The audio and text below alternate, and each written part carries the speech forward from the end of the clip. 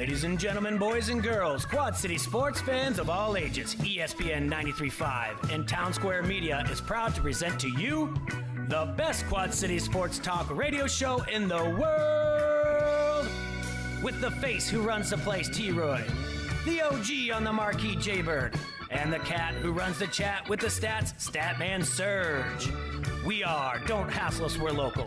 We're not a Quad City sports talk radio show. We're not the Quad City sports talk radio show. We are your Quad City sports talk radio show. Welcome to the conversation, Quad Cities. But first, the Dawn.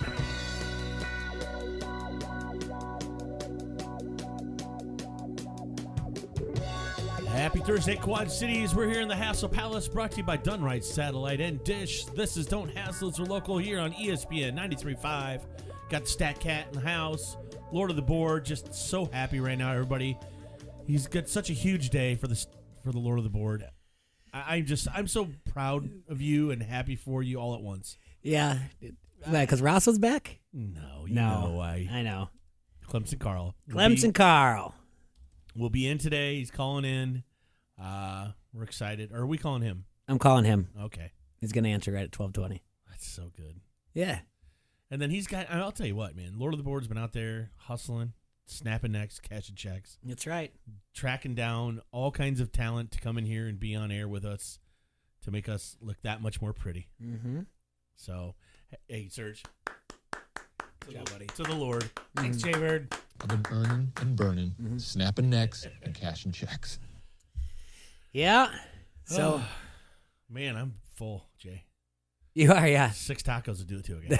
That's a lot of tacos. I'm not going to lie. I didn't know what was in that other box. I didn't know it was going to be another 3 tacos there. I knew. That's a pretty good lunch. Shocker. All right. Well, thank you all for listening to ESPN 93.5. I want to remind you, you can watch us live on Facebook Live. Now, Serge. That's just mean. And leave comments on the Vans Pizza Pub and Grill Facebook comment line. We're also on YouTube Live. Follow us on Twitter, like our Facebook page. And we have an app that you can listen on your phone. And you can also listen on your computer, ESPN935.com. Yeah. And make sure you go out there, tag, like, do all that stuff. Check out our sponsors. Let them know, hey, we heard about you on Don't Hassle Us or Local, so that those people know that they're spending money the right way. Yeah. It always helps. Absolutely. People helping people. Powerful stuff. And you're still streaking. I am streaking. I want to bring it up before Iowa. you do. Yeah. Iowa had a big win last night. Iowa, they were First win against Northwestern at home since, Jay? 2014. So, hey, there you go. Way to go, Fran. Yeah. Wieskamp, the freshman, had 19 points. Garza had 16. Iowa won 73-63 on the road. So that's a big win for them. No Tyler Cook. Had a knee injury. Oh, no. So people worry about that. It was really strange on the social media. It didn't really start picking up until second half and people making comments about it. Everybody's nervous. Which is kind of weird because I thought maybe I'd missed the game. I went to the Bettendorf Assumption Wrestling meet last night. How'd that go? It went well. I'm going to tell you about it in just a minute. And then I came home and I finished up the editing for the Bettendorf Freeman Castro Midwest Shootout, the wrestling tournament, 2-day tournament that's coming up. There's 17 schools, and I just went. Me and Bob Gallagher went through all the rankings, the publications for Iowa Wrestle, the Predicament, Illinois Matman, Illinois Wrestling Coaches and Officials Association, and then the Missouri rankings. And we just listed all the wrestlers that are ranked or honorable mentioned in each weight class. So 70 different names out of 224 wrestlers, I think. I think it came down to exactly like 30% of the people in the field are ranked in some way in one of their publications. Ranked or mentioned. That's a lot. Yeah. It seems like to me. Yeah, and then Julian Broderson is in there, ranked number 1, and he's also ranked nationally with Flo. You got to remember Eli Lloyd is ranked number 1 as well from Pleasant Valley at 138. So the Bettendorf meet last night. All right? Lay it on me. Well, it was like thing for the Bettendorf Wrestling Club, so they all get acknowledged, so my son gets to go out there and everything. But really what started right about then was these rumors are starting to swell up. And bear with me here. I'll try to explain it to you guys. Julian Broderson, who we've had on the air, right, wrestles for Assumption. He's the Iowa State recruit. Wrestles at 195 pounds. Well, about the time when we're getting all the kids off the mat, the rumor starts swirling around that Julian's going to bump up to heavyweight to wrestle Bettendorf's Griffin Liddell, who was a state place winner last year as a freshman.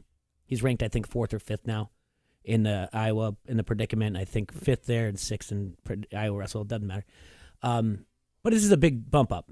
Right. Like this isn't normal. Remember yesterday I said, and I don't know if you were paying attention, but I said I think maybe Assumption might bump up Seth Adrian from 220 to wrestle Griffin. And you do these things sometimes because of a meet. You can kind of change the score. Yeah. And really, it didn't. When it came down to, Koss had a nice article about it. It was his 150th win. Julian, he was going for it. Thought that'd be a good idea. Kind of felt a little disrespected that Griffin won Iowa's Most Outstanding Wrestler during the Muddy Water Shootout. So, but it's still, he's going up 2 weight classes. Yeah. So I mean, as soon as he took it, I mean, it was. So it happened. Yeah, both sides. What's the difference in those? He gave up like 70 pounds. Wow. That's incredible. Because the max you can wrestle at heavyweight is 285. He weighed in at 197.3. He had to be over 197 to be able to bump up. It means you can't bump up 2 weights anyway. You have to weigh over. So how much did the other guy weigh? 70 pounds, 240. Wow. Yeah. So so I mean, both sides were really getting into it. Obviously, the Assumption side are standing up and everything, and then the Bettendorf kind of feels it too. And I mean, he's a Division I signee, Right. But it was still incredible, and they're wrestling, and he got a takedown. I think he ended up winning 7-2. Griffin had to change his style. Obviously, he had to change his style also. There was something really, really cool, and I was sitting with, and I'm going to name drop so you guys can pick it up for me anytime. I was sitting with Pat Anger, and we both were like, "That was the slickest thing I've ever seen." They were scrambling out of bounds, and they go and. The way I saw it, it could be something completely different, but they're scrambling out of bounds, and sometimes when you go out of bounds, the cheerleaders slide away, all right? So they scramble out of bounds, and they go off the mat. And as Julian's going back on the thing, he taps a Bettendorf cheerleader on the shoulder. Could have said, "Excuse me," or "Sorry about that," but it looked like he was just like, "Hey, I mean, it was so smooth. The way he walked by, it was just like he touched the shoulder, and it was like, "Hey, how you doing? DM me later," or whatever else. It was smooth. I mean, Pat and I both lost, and we're like, "That guy is so cool." He not like nobody's business, right in the middle of this match. Hanging out with Pat Anger. I'm surprised you didn't have Militich and Q. He was there. I didn't want to bother him. Militich was there? Yeah. You didn't want to bother Pat. Julian tapped the cheerleader on the shoulder, and then Jay tapped Pat on the shoulder and went to him. Did you at least wave at Pat? Militich? No, because he didn't. It was like getting close. It was probably about 5 matches into it, and it was about time to round up my kiddos. Didn't want to get Metcalfed. I didn't want to get me. Yeah. Not in person. Yeah, I have him go. Who are you? In front of everybody. Yeah. Oh yeah. It's me for the radio. hey! I know him. Remember me? I ran the board. Hey guys, you did George Foreman. It's me, Tyrone Lue. Oh, whatever. He liked my post that I made for this Sure Bettendorf Midwest shootout, so okay. He's paying attention. I hope so. Anyway, so Bettendorf went on to win 45-15. But there were some good matches, a couple into overtime, but it's kind of went the way that I expected. So it was pretty neat though. That you need something like that to really get the fans into it. Yeah, but that was fun to watch. It was cool. I was very, very excited about that. But was that something both coaches are all about as well? You think? The Assumption coach was like, "Yeah, let's do it." You have to understand, Julian's going for 3. He's going for 3 state titles. And he's coming off that meniscus. You have to worry about giving that much weight. But he said he wasn't worried about, losing or getting hurt or anything like that. So he said he felt confident in his abilities. It's all in the article Koss wrote. He wrote a really nice article about the meet itself, but also kind of built it around this storyline. Right, I got you. Yeah, but now Bettendorf wrestled well, and they're undefeated in the MAC. And they were not huge hopes for them going into this season, but they're going to be up there fighting. North Scott's still probably the favorite to win it, but. Where can you find the rankings for this weekend shootout at Bettendorf? Go to our Don't Hassle Us for Local page on Facebook, and you can find them also on ESPN935.com. It's got all the guys that are ranked. In the Missouri team, Liberty is ranked number 1 in Class 4A. We've got the number 2 team in 3A at Waverly Shell Rock going to be here. Bettendorf is currently ranked Assumption's number 10 in 2A. Iowa City West is ranked as well. So. There's a few hammers from Comanche that are in there. There's a lot of local talent in there, but like I said, 70 kids listed, and the Missouri one's going to be interesting as well.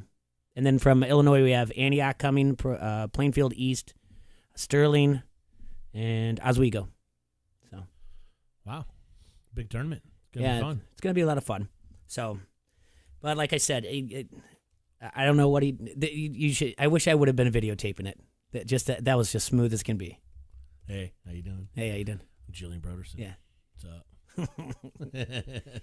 So anyway, T-Roy, you got a big night tonight. I do, man.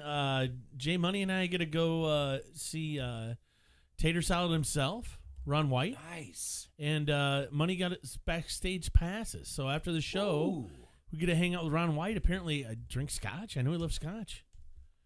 But you know me. I'm like, Ron, let's go get some scotch. Right? We'll take care of you. Smoke some cigars. Hang out. I love cigars, too.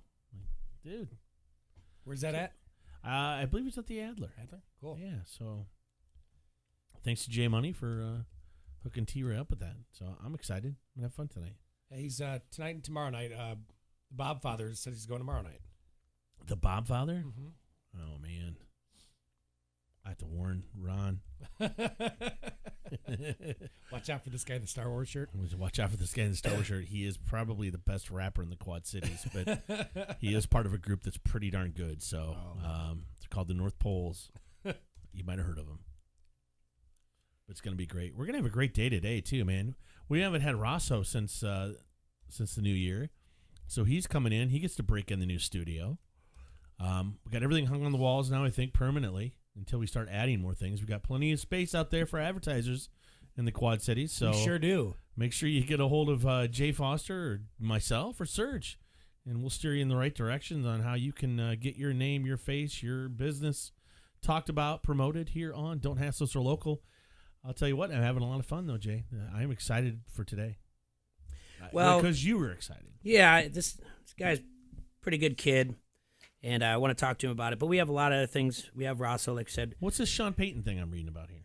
Oh, you didn't hear about this? See, you're not on. This was being shared, and we'll talk about this before we go to break. Is this him bringing the trophy into the room? Yeah, not just the trophy. With $250,000, which is each of their bonuses in the Super Bowl.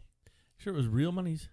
I guarantee it was. Yeah, 3 armed guards, a stack of $250,000 in cash, the Vince Lombardi Trophy, a Super Bowl ring, to give his players added motivation. Who dat? Yep. Guys make good money here, but not too often you see $250,000 cash right there. So that was very appealing. Saints running back Mark Ingram said. What did he say though? The Lombardi sitting right in front of it. The ring sitting right in front of it. The armed guards. It was pretty dope, but we still got to go out there and do what we do. What did he say? He said. He said, "You want this? You want this? Win 3 more games. I only got one thing left. I guess there's only one thing left to do. What's that? Win the whole effing thing. So yeah, that's what he said. You like that? He said, "You want this? You want this? Win 3 effing games." And then they all started a slow clap. Yeah, big fan of the slow clap. It's awkward when nobody joins in though, isn't it? There you go. Woo! Woo! We won't leave you hanging. Who dat? Who dat? Who dat? Who dat? All right. We're going to take a quick break, and then we'll come back, and we'll try not to get Metcalf by my boy, Clemson Carl. We're going to talk to him. Don't get Metcalf. All right. All right, Quad City, stop going to your social media sites, asking on where you're going to get your oil change, who's going to give you a tattoo, or where you're going to eat lunch. Just grab your Locals Love Us guide. It has an easy-to-navigate table of contents to help you find what you're looking for. Or you can go to the website, localsloveus.com, click on Quad Cities, and then browse your favorites. It's so easy to use, and they even rank the most popular places for you. So make sure you check them out. Those are our friends from Locals Love Us, your guide to the best. Hey, this is Goose, PA announcer for the Quad City Storm, and you're listening to Don't Hassle Us, We're Local on ESPN 93.5. Do it again, a little more heart. You.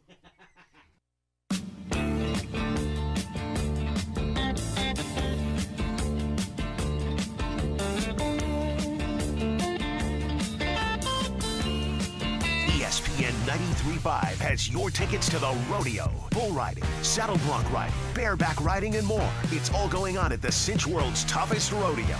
Not to mention some of the best rodeo entertainers in the nation, and your chance to visit with the cowboys and entertainers in the Cowboy Fun Zone. It's the Cinch World's toughest rodeo at the Tex Layer Center, Friday, January 18th and Saturday, January 19th. Win your tickets from Don't Hassle Us, We're Local every weekday on ESPN 93.5. With the loss of a loved one, planning a fitting service can be a real challenge. At Whelan Presley Funeral Homes and Crematory, with our personalized service and attention to detail, you can be confident the service will be everything you wished for. We've been serving families in our area for generations. We would be privileged to serve yours too. Whelan Presley Funeral Homes and Crematory, Rock Island, Milan, Reynolds, and the Knox Chapel. Score a touchdown on your next new or used purchase at Sexton Ford. With a huge selection of new Ford cars and trucks, you'll feel like you've entered the big game each and every time. You'll be treated like a pro player from sales to service, auto body to parts. Sexton also has a strong bench of mildly used vehicles too. Why wait? The game's on at Sexton Ford in Moline. Oh yeah, Sexton Ford is the talk of the town. ESPN 93.5 wants you to be an insider. Access great contests and giveaways and be in the know at ESPN935.com. Brought to you by Necker's Jewelers, where the Quad Cities gets engaged, and ESPN Quad Cities. From local to global, ESPN 93.5 has you covered with your Quad Cities sports talk show. It's Don't Hassle Us, We're Local. Talk sports with your favorite foursome, T-Roy, Jay-Bird, Serge, and you. Weekdays from noon to 2 on ESPN 93.5. Remember the good old days, back when there wasn't a care in the world. Your parents would let you ride your bike to Grandma's house, and there she was with open arms and a house full of the great smells of authentic Italian food. We here at Grinder Spaghetti House know how you feel. Let's just say we found out a way to keep that great taste alive. You know, Grinders has great lunch specials. On the cheap, too. We're talking great food, starting at $2.99 to $4.99. And it goes on 11 until 2, Monday through Saturday. How about a family feast? A 16-inch gondola, a half gallon of pasta, and a loaf of bread of your choice, which is made from scratch daily. You can feed a family of 4 for just around $20.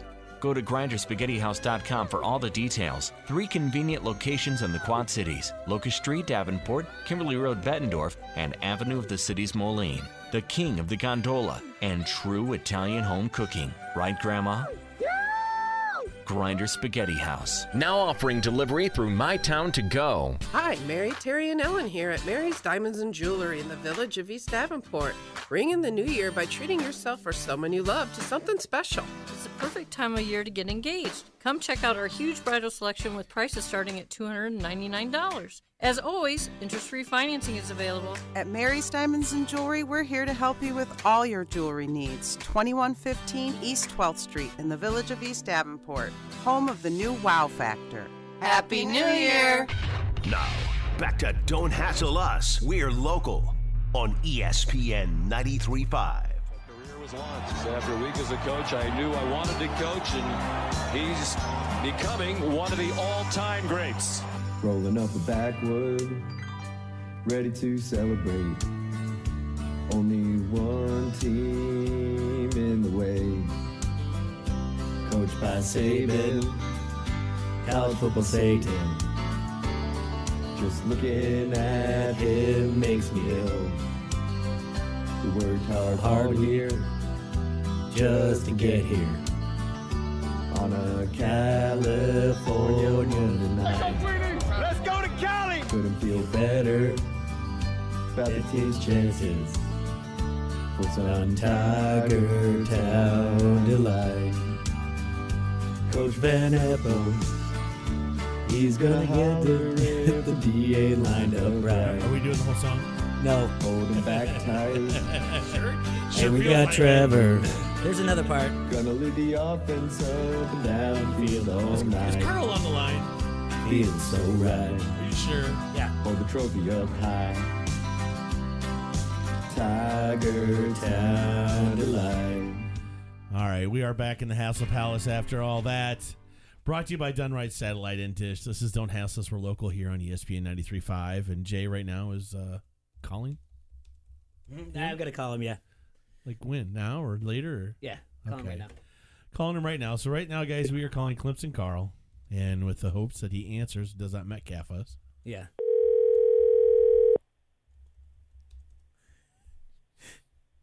A little early. Hello? Carl! Hey, how are you? Good. It's Jay from Don't Hassle Us. We're local. How are you? Great. I've been listening to the show. I figured it was coming. All right. Hi, Carl. Welcome to the show. That's T-Roy. Hey, Carl. How you doing, man? Nice to meet you. That's I'm Serge. doing well. Good. Well, I'll tell you what. The song is entertaining. I love that you sang it monotone. That's my favorite part of it. Well, that's just my singing voice, so that's a little bit of an okay. I insult, thought you but- did it on It purpose, wasn't man. monotone. I was giving you credit, man. I thought maybe you had talent and you were just trying to hide it. No, that's what we'll go with. Yeah. All right, sounds good. So you're kind of going through stuff. You went to Rutgers, and now you love Clemson, so you transferred there, or not transferred. You went there to get your master's. Is that correct? I actually got my master's. I'm still here for my PhD, but yeah. What? Wow, he's smart. He's very smart. Well, didn't you hear the lyrics? Of course, you knew he was smart. Dr. Clemson Carl. Dr. Carl. Dr. Clemson Carl. Hey, after this One interview, day, they're going to call don't him Dr. Love, man. Yeah. The ladies in the Quad Cities are going to be trying to move down to Clemson to find him the doctor. All right, so let's let T. Roy said you went to Rutgers originally, right? Yes, sir. Where are you from then originally? I'm actually from New Jersey. Okay, and then Yeah, I grew up about 5 minutes from Rutgers. All right, and then so you just wanted to go to Clemson because you've always been a Clemson fan? Yeah, I don't know really what it was. Just I've always loved the South and kind of fell in love with Clemson football when I was little. My cousins always used to make fun of me because they thought I was a front runner. So I think I kind of just settled down on a team that was middle of the pack, had a good football aura, and ever since I was like 5 or 6, I always wanted to end up at Clemson. Well, I mean, in your defense, Rutgers hasn't been much to root for in the years. So. Oh no, yeah, I sat through years of 1 or 2 win seasons. If They that. beat Ohio State in basketball last night, though. Well, that's good. Yeah, making me proud. I know we're finally turning things around in basketball. Football might take a little longer. Well, I'll tell you what. When Jay was telling me some of the stuff, giving me your background on things, I just love the fact that you hate the SEC. That means that you and I can always get along. Yeah, I mean, who really likes the SEC except people that are in the SEC? Well, and they live like this delusional life just because, quote unquote, Bama's good every year. They think that means every other school is good every year, and they're not. That's right. It's a huge cult. I mean, you join the SEC and you just ride on the Bama bandwagon. Even when your team is doing terrible, you don't even make a bowl game. All of a sudden it's SEC, and like, just get out of my face with that. Yeah, we're all Hawkeye fans here, and we had some fun with Mississippi State this bowl game. I mean, I don't know if you guys had ever encountered them with Clemson, but they have this annoying cowbell they ring constantly. Oh, yeah. Yep. And then the fact that Missouri, a state just to our south, joins the SEC, and they're like a doormat. Yes. A doormat, if you will, of the SEC. I mean, Iowa, the times they've played Missouri, whooped them up good. But, yeah, I don't Missouri, know. they always come out. They seem like they have speed, but they don't have the size to hang with the SEC, it seems.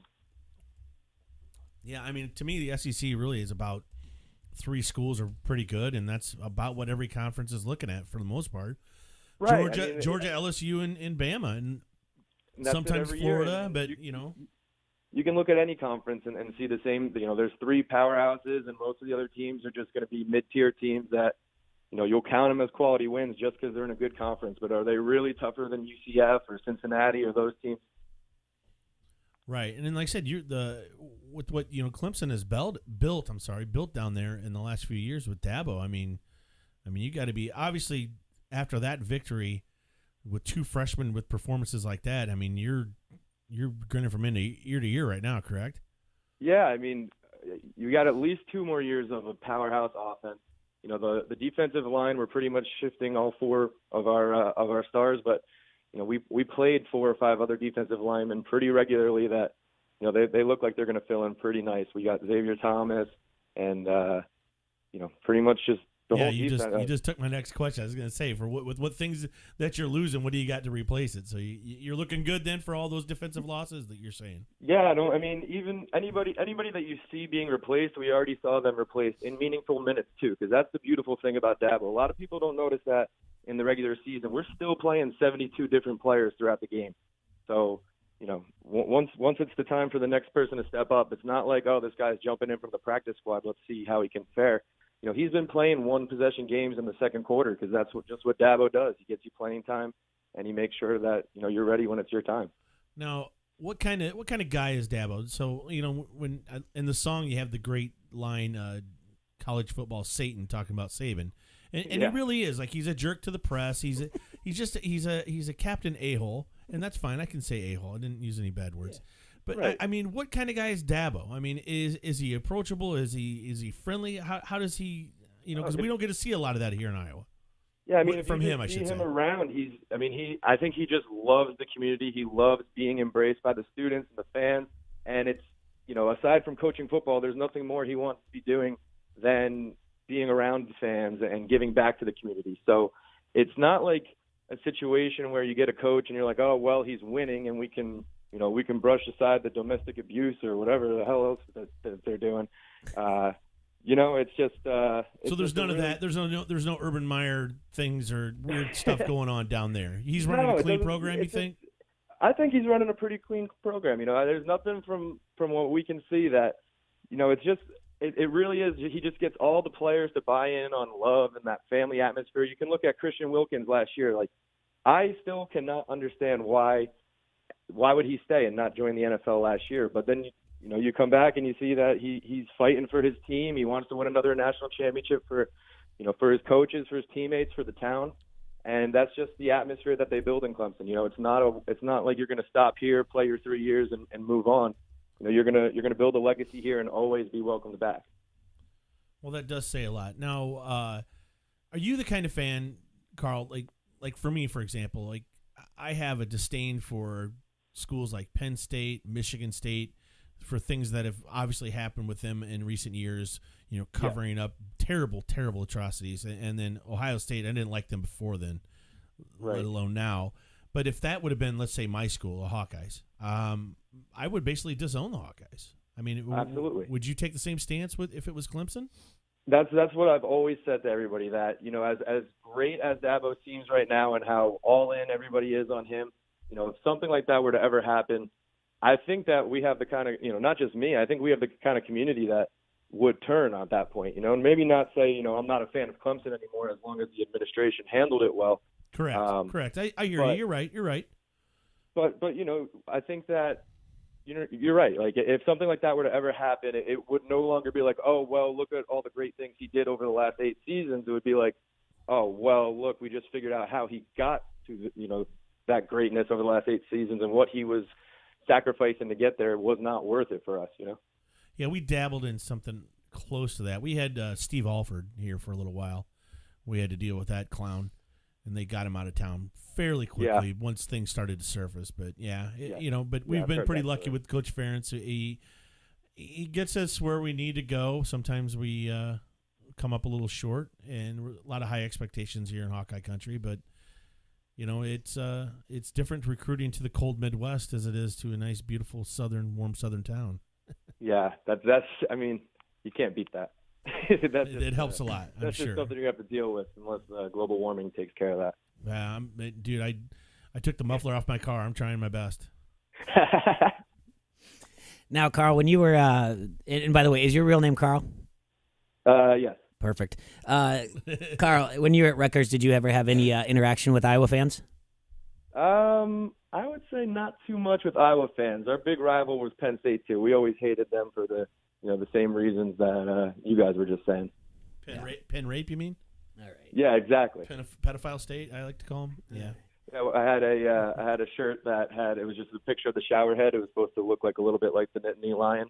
Oh, that's great. That's so great. All right, so that was my favorite one. What was the motivation behind the song? Well, to be honest, I mean, the motivation for the song goes back a while. I've just always kind of wanted to get into the sports industry. You see so many people on ESPN or different blogs that they're just funny personalities, and my friends and all would sit around and say, "Oh man, I wish we could make funny things like that." And I just kind of thought, like, I can. So right. I kind of about 2 years ago, I started to write a little bit. I started to join in on some people's podcasts. And actually, before the playoffs last year, I made my first diss track. It was Natty Rangs over the song Gucci Gang. Okay. And Jay, how come you don't have this, Foster? You're supposed to be Carl's fan. I'm 72 hours into this. Yeah. By the way, Carl, Jay is what you would call your fanboy. He loves you. I love it. I'm about to be your guys' fanboy. I heard you guys are going out for scotch and cigars tonight. So well, that's me. I'm going to try to drink with Ron White tonight. It's going to be fun. Oh, man. Mr. Tater Salad himself. But I'll tell you what, I'm going to jump ahead of Jay here. And next football season, you're going to be our ACC expert. There you go. I'm in. Because we're going to hit them all. Screw it. not just Big Ten, Jay. We have an ACC. We got to tap We into do, this, yeah. man. We need to know what's going on. Have our finger on the pulse, dude. All right, That's so you did your first diss track. Yeah, that one didn't, it got a lot of attention, but mostly to make fun of me after Clemson got wrecked by Alabama. Mm-hmm. And so this year I came back with it. I made one more for Notre Dame before that game, and that was Mo Dabo to Mo Bamba. Okay. And yeah, so that one actually started, really taking off as soon as we beat Notre Dame. So I just figured I got to give the fans what they want and give one more song, get ready to beat Alabama, and Carl, it just turned out really good. The sooner you can send those to Jay, the better. I mean, not that I don't like this current song. He's playing it a lot lately. No, I just got to warn you that the Mo Dabo one does have one cuss in it. Dang it, Jay, be careful. I will. You're fine. Yeah. Have you ever heard of a Christmas little new ditty out there called Santa Stumble? No, I haven't heard that yet. All right, It's so, on. me Yeah. and a few of the guys here in the Quad Cities did a Christmas rap song. It started out as a promotion to just promote our regular Christmas party at my bar, and it turned into something really fun and goofy. We ended up doing a whole Christmas rap video. Well, you got a link on our site to it, right, Serge? Yeah, I do. Yeah, so Yep. Carl, man, you I should be able to gotta find it. You should be able to find it pretty easy. We're gonna have to collab soon. Absolutely. That's what I'm saying, man. That's I'm what getting I've at. been saying. I am down. These Dude, guys might not be What? quite No, up to date on some of yeah. the rap Jay, stuff, well, but Jay that's wants to okay. call it the ACC Big Ten. No, I was What were working you on a saying? duet, and it Oh, was going to yeah. be to Ebony and Ivory, but it was Big Ten and ACC share a common hatred for the SEC. Oh boy, I'm all in on that. We Yeah. don't like Auburn, Bama, Vandy, and Tennessee. It rhymes. Why does it sound like My Country 'Tis of Thee? I don't know. It's a work in progress. all I know is We got auto-tune. Yeah. We got a you guy and for that, Carl too. Jay can do this. I think you guys can get this done. I got a producer for you. His name's Justin Farley of Skylark Studios. We're good. So Perfect. you've got last I saw, what do you have, 50,000 views or more? Yeah, I think that one's up to about 50,000. Yeah. Oh, wow. Awesome.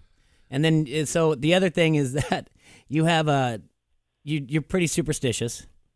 Oh, very. Yeah, tell us about that. Yeah. So this jersey, I got a Sammy Watkins jersey when I was graduating high school, and that jersey has only ever been washed after a loss. That I've worn the jersey. I actually have to put my hand up and apologize to the Clemson fans right now, because last year when I went home for winter break, I left that jersey in Clemson. So when I came back, I didn't wear the jersey that game. We lost to Alabama, and when I came back, I didn't wash the jersey for a whole nother off season. It's been it's pretty gross right now. I'm not gonna lie. We're covered in champagne showers, beer showers, everything. So I got to decide if Sounds good it's to worth me. washing before next. Well, I mean, it's a great problem to have, but now I have to decide if I'm gonna wash it before next season. No. Ooh, yeah, you got to say no, man. I mean, it's I'm for the rooting for you. benefit of everybody around me, but I really am. I'm not going to do it. I don't think. Yeah, I don't know if Iowa can win the national title next year, but if they can, I'm rooting for you. And then all year long, you wore the same thing every game day? Oh, absolutely, yeah. Straight down. I did wash the underwear and socks, but they were the same as well. All right. I love it. I added jeans and a sweatshirt underneath the jersey around, I guess, week 7, but that's the only addition. Now, do the ladies notice that it smells, or they don't even care? They're so excited about the victory. Well, usually by the time the game starts, it gets pretty packed in there, and they can't really tell where it's coming from. But a couple hours before the People with your game, jersey. yeah, exactly. I try to hide in the corner, just do my own thing, and then once the game starts, it's no holds barred. I'm running around the bar, having a good time. That's awesome. Nobody man. can tell. That's awesome. And then you've been going back and forth with some SEC fans. I enjoyed the Bama fan that said he was talking he was talking about the last 10 years, not the last decade. Yeah, that's amazing. That is just amazing. Yeah. Basket Bama. It's just great to have debates with them, because things like that come out. Like you start saying something that is going to push their buttons a little bit and get a response, but the response is just, you just sit there and your jaw drops as you're reading the tweets, and then all of a sudden you have your own content to put out. Yeah, I mean, if it's like anywhere where you live, where we're at, it seems that they promote this SEC network constantly, and I hear more commercials for Paul Feinbaum that I care to admit. And it's like, why would you even put that up here in the Midwest? We hate it, but then you got to hear those sound bites from his fans, like that one lady goes, "Roll damn Tide." Yep. Like, good Lord, eat a Tide Pod, lady. All right. Yes. I love my favorites when they all yell "Roll Tide" when they're getting in the cop car on Cops. Is this really the time to rep your university? That's fantastic. You don't hear any kids from Northwestern doing that, do you? No, not at all. Oh, that's good stuff, man. That's good stuff. Well, Carl, we can't wait to. This is going to be a fun relationship moving forward, man. Let's ask a question from Easer A's from the Vans Pizza Pub and Grill Facebook comment line. Do you have it pinned there? I sure Serge, do. what is it? Who do you dislike more, Bama or South Carolina? Oh, that's tough. I mean, South Carolina fans I've hated for longer. I can't really say before Saban, I didn't really care about Alabama. They weren't even really that much of a threat. And then I guess the last 4 years, you just hate Alabama more because they're actually a threat. South Carolina is just more of like the little brother that you knock down a peg in the last week of the season every year. But aside from that, I almost want them to get a little better at this point so that we get a quality win. Nice. All right, so you're getting your PhD in engineering? Yes, sir. And then what's the plan after that? I don't really know. I mean, there's a lot of avenues. Hopefully this whole talk show diss rap writing stuff picks up and I don't have to worry about You don't want to be an engineer? Don't worry about being an engineer, but if not, I mean, I really want to get into sports data analysis, whether it's for all the different legalized sports gambling that's going on, figuring out, how to set the lines, or, even for like a company like Brent Musburger's network, doing the data analysis to determine what the best bets of the day are. Somehow I want to keep sports in my life always. That's great. That's awesome, man. Well, here's what we're also hoping for. We're hoping for next year the ACC Big Ten Challenge, Iowa and Clemson matchup. Absolutely. And basketball, yeah. And basketball, yeah. And then maybe... Yeah, we're going to have to come host you down here. I got, at least one person can sleep on my couch in an air mattress. Perfect, man. You got a bathtub? Yeah, I got a bathtub. I'm good. And maybe they're good enough to either meet in the NCAA tournament or the NIT. We'll see this year. We'll Yeah, see. absolutely. How is Clemson basketball looking this year? I'm going to be honest. I thought we were going to be a lot better. Gabe DeVoe, the absence of him is really hurting us. He just seemed to be the glue that no matter what game it was, he was good for his 15, 20. And then, as long as somebody else went off that game, we were doing well. And then once we got to the NCAA tournament, it was pretty much all him. This year, our guards are not playing bad by any means, but I thought they'd step up a little bit more. But we still got a whole half of the season for everybody to bring it together. And, as long as we make the NCAA tournament, I'm confident we can make another run like last year. Yeah, the Hawks are looking good here. They're not quite at lock yet, but they're getting close. Yeah, I'll be honest. College basketball season hasn't really started for me yet. I'm still kind of basking in the champagne showers from Monday. I don't blame you, man. I would be too, man. Going into Monday night, what were really your expectations? Because what was it? What was kickoff? -5.5 Bama or 6? Yes. Yeah. Okay. Well, the last I saw was 5.5. I don't Okay. know if it moved to 6. But yeah, I was weirdly confident. I knew that. I just really felt that no matter what, we were going to put up 35, 40 points. And the only thing that kind of concerned me all season was our cornerback play, especially seeing what South Carolina did, throwing the ball against us. But after watching us play Notre Dame, it just seemed like Venables really, set the tone and got everybody prepared to lock down Notre Dame. And I was hoping that as long as Judy didn't bust off too many big plays, we should have been able to stop the run game like we did. And I definitely would never say that I expected a 28-point blowout, but I had an 11-point win posted on Twitter. Oh, wow. Wow, nice. I'll tell you what, Sunshine looks great. He's going to be good. Oh, I mean, he's a cheat code. Like, you look at him as a defender, and all of a sudden you're questioning your sexuality. Yeah.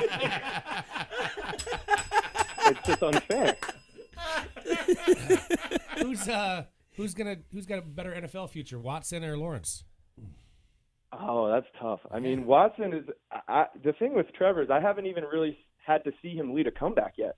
Deshaun was just like, you get the ball back with, any time left on the clock within a score, and you're confident you're going to win this game. But Trevor is like, we're going to blow the doors off from the first quarter, and I don't know if that's going to keep carrying into the NFL. He's going to be the next Tom Brady, Peyton Manning, or if that playmaking ability that Deshaun has is really going to set him apart.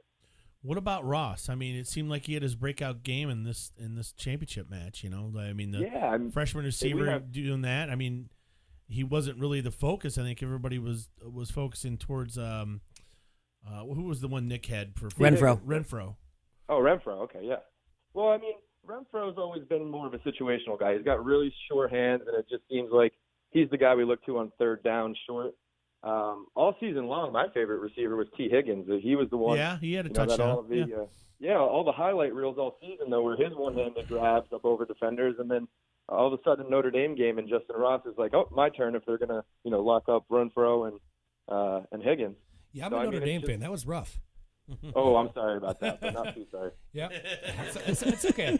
But not too sorry. But the good thing is there was like one Clemson fan here in the Quad Cities maybe that we might have even seen, so we didn't really have to deal with too much, taunting or anything else. We just swallowed our loss and then took a couple shots of Jameson and we're on our way. You might not want to listen to that Mo Dabo song then, because I did already. I did. It was great. So, Carl, what about pro teams? You follow any pro football, baseball, basketball? I'm from New Jersey, so my pro football team is the Giants. My pro baseball team is the Mets. I follow the Rangers a little bit.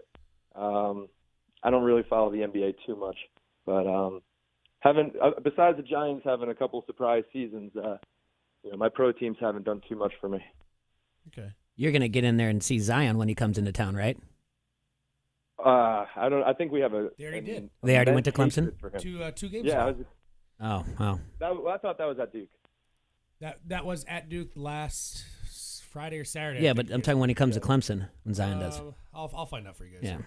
That's going to be awesome. I think it's going to get pretty rowdy. I don't know if you know about that, but he was in Clemson. We were 100% confident that he was coming here. The athletic department had all their graphic designs ready to post on their was signing day. Was Clemson even like a top 4 or 5 choice for him at the end?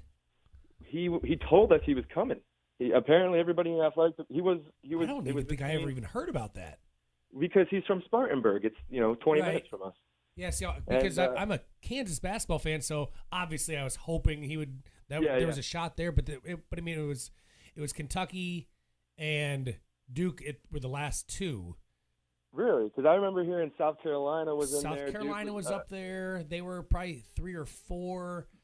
There was Virginia talk. I guess I didn't even hear anything about Clemson, but I mean that makes sense though. Maybe that was just a delusion that we had here. Then I don't really. Oh yeah, know. I had. Trust me, we're from Iowa, man. We have plenty of delusions up here, and who's going to come to Iowa and play?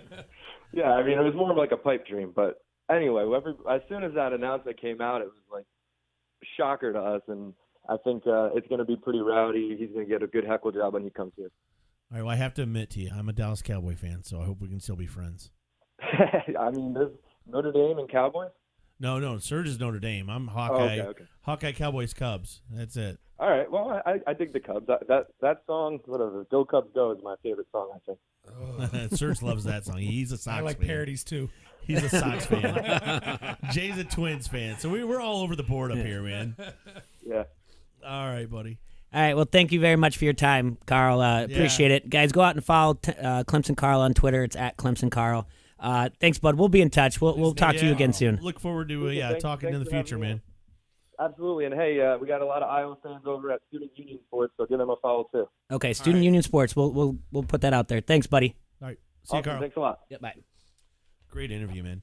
All right, Front Street Brewery, the oldest brew pub in the state of Iowa, is nestled beautifully along the bank of the mighty Mississippi. It's served the fine community of Davenport since 1992, with awesome beers on tap, such as the Davenport Gold, a satisfying American Ale, the Wise Guy, their take on an instantly recognizable German wheat, or the Raging River, an English-inspired American IPA. Check out their Facebook page for food and drink specials. Also visit the webpage at www.frontstreetbrew.com.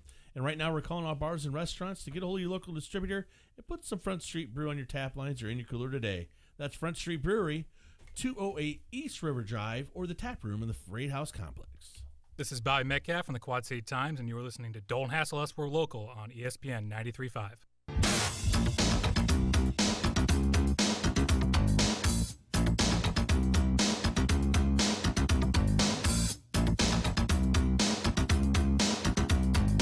This Friday night, use your brain power to help benefit Arrowhead Youth at the Arrowhead Ranch Trivia Night. Trivia Night is this Friday night at KSI of Davenport. Doors open at 5:30 and play begins at 7. It's just $10 per person or $80 for a table of 8. Bring your own food. Cash bar available. Have some fun and help raise money for Arrowhead Youth. To register, call 309-799-7044 extension 247 or go online at arrowheadyouth.org. Hi, Mary, Terry, and Ellen here at Mary's Diamonds and Jewelry in the village of East Davenport. Bring in the new year by treating yourself or someone you love to something special. It's the perfect time of year to get engaged. Come check out our huge bridal selection with prices starting at $299. As always, interest-free financing is available. At Mary's Diamonds and Jewelry, we're here to help you with all your jewelry needs. 2115 East 12th Street in the village of East Davenport, home of the new Wow Factor. Happy New Year! ESPN 93.5 has your tickets to the rodeo, bull riding, saddle bronc riding, bareback riding, and more. It's all going on at the Cinch World's toughest rodeo. Not to mention some of the best rodeo entertainers in the nation, and your chance to visit with the cowboys and entertainers in the Cowboy Fun Zone. It's the Cinch World's toughest rodeo at the Tax Layer Center, Friday, January 18th and Saturday, January 19th. Win your tickets from Don't Hassle Us, We're Local every weekday on ESPN 93.5. Now at Menards, save big money on your next project with 11% off everything. Max Bond exterior flat paint and primer in one from Dutch Boy features a no prep, no prime formula for superior adhesion to previously painted surfaces. Just $32.02 a gallon after sale price and 11% off. Additional sizes and finishes are also on sale. Offer ends June 23rd. Stop waiting and start saving with 11% off everything. Now at Menards. Save big money at Menards. ESPN 93.5 wants you to be an insider. Access great contests and giveaways and be in the know at ESPN935.com. Brought to you by Necker's Jewelers, where the Quad Cities gets engaged, and ESPN Quad Cities. From local to global, ESPN 93.5 has you covered with your Quad Cities sports talk show. It's Don't Hassle Us, We're Local. Talk sports with your favorite foursome, T-Roy, Jay-Bird, Surge, and you. Weekdays from noon to 2 on ESPN 93.5. Get your maximum refund and your taxes prepared for half the price with AmeriFile. I'm Christy, a single mom from Bettendorf. I got tired of paying $250 at H&R Block, so I went to AmeriFile. As advertised, they did my taxes for far less than half the price. Bring in a copy of last year's tax return done by H&R Block, Jackson Hewitt, Liberty Tax, or any other tax preparer, and we will cut your tax prep fees in half, guaranteed. This year, AmeriFile has the best tax prep deal in town. Save hundreds having your taxes prepared with AmeriFile, and you get a coupon for free Rudy's Tacos, Whitey's Ice Cream, or Hungry Hobo. Trust AmeriFile's 30 years tax experience to handle any simple or complex tax situation. Remember, this tax season, save hundreds with AmeriFile, the best tax prep deal in town. Free Rudy's Tacos, Whitey's Ice Cream, or Hungry Hobo. AmeriFile Tax Centers, Davenport, Moline, and Clinton. Call 762-8087. That's 762-8087 or AmeriFile.com. H&R Block is a registered trademark. After price taxes from last year's fees. $75 minimum.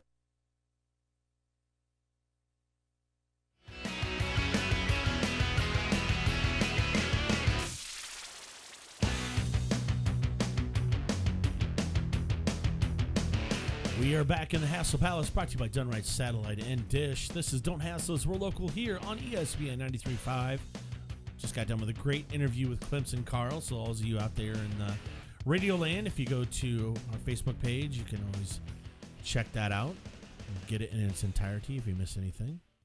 But yeah, great times, man. Carl's a fun dude. Yeah, he's a good guy. Glad we got a hold of him. You know, now everyone can stop teasing me about that song. Honestly, how did you even come across that? I can't. We started following each other a while ago. I don't know why. It might have been something to do with it might have been something to do with retweet and like if you do sports podcasts, and we'll connect you with people throughout or whatever. And that's how it happened. And I honestly, Monday morning, I saw it and sent it off to Klinger here at the studio and said, "Listen, can you put this together for me?" And that's just how. I mean, I knew I was watching. I'm like, this is ridiculous. You know, like this is great. It's the type of thing that no matter what. I mean, there are people out there that just don't have a sense of humor, and they're on here. Some of them are on the Vance Pizza Pub and Grill Facebook comment line. Like, this song is awful. If you don't get the humor in it, then I can't help you. And it's the same thing. It's not like it's in. Right. Someone else said that they jumped on to the Van's Pizza Pub and Grill Facebook comment line to let us know that they changed the channel on the radio. That's okay. Yeah, and they were goofing around. I believe. Oh, okay, but the thing is, you just read it and you're like, this is great. And that's I don't care if it's a singing voice or not. I don't like it. Yeah. It's funny. I get it. To me, it's hilarious. I mean, the band Alabama. He's using their band. It's right. It's the whole time I've been giving you a hard time. I'm over here laughing like a yeah. No, and then just to talk to him. And Dale on the Van's Pizza Pub and Grill Facebook comment says, "Oh no, that song still sucks. He rocks, but the song sucks." Yeah, like, and I think that's the joke of it, though. I think Carl will admit to you. Like I said, Carl, is that your voice? Right away when he said, "I like that you did it in monotone," I was like, "Oh no, no!" He goes, "Oh no, that's my voice." Yeah, that's how you can tell that he has a great sense of humor. Is right away he's like, "Oh no, that's how I sing." Yeah, I'll do it again.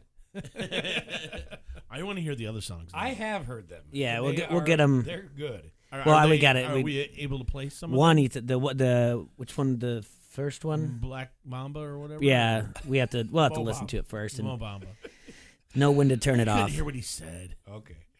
So, I'm the old one on the podcast. I didn't say anything. I'm old. All right, everybody get over it. I don't know everything. That was great. And then speaking of podcasts or swaps or whatever else, I did an interview with Iowa legendary Rye on Monday with Ron, our guy over there, and that was kind of interesting. And I think that drops today. The interesting thing about that is, I believe everybody should be interviewed once by someone that doesn't know them, and then they should hear back what they say. Because if I'm going to do any type of New Year's resolutions, I want to be the person that every day I want to be the person that I said I strive to be in that podcast. So good looking and awesome.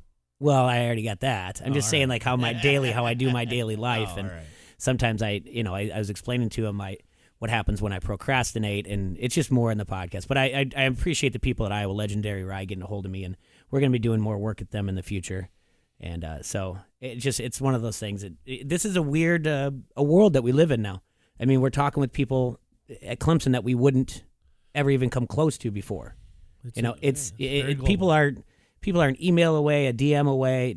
And sometimes they Metcalf you, and sometimes they don't. Yeah, and sometimes they do. Yeah. And speaking of someone else who answered, do you remember my boy Q? Your boy Q? Yeah.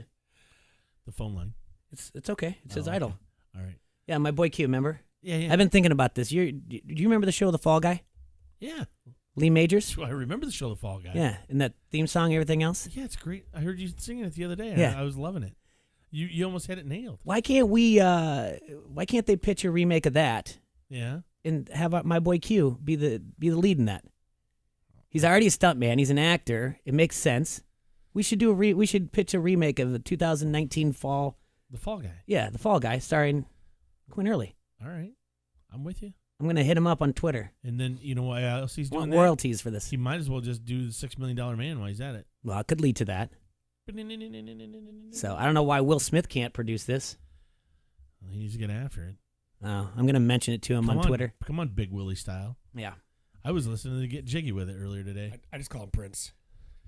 Gotcha. So, anyway. Yeah. All right. The Hawkeye game last night. Now the Hawks got, I just had it just a second ago. What'd you do? No, my papers are all over the place. Hawkeyes are going to host Ohio State on Saturday.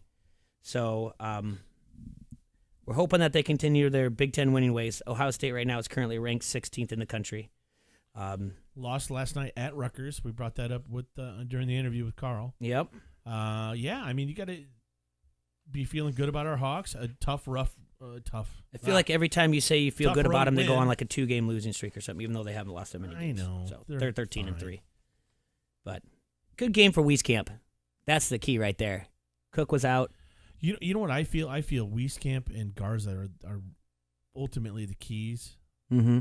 I mean, I think when they're playing well, and then just as everybody else can just play mistake-free basketball and solid fundamental basketball around them.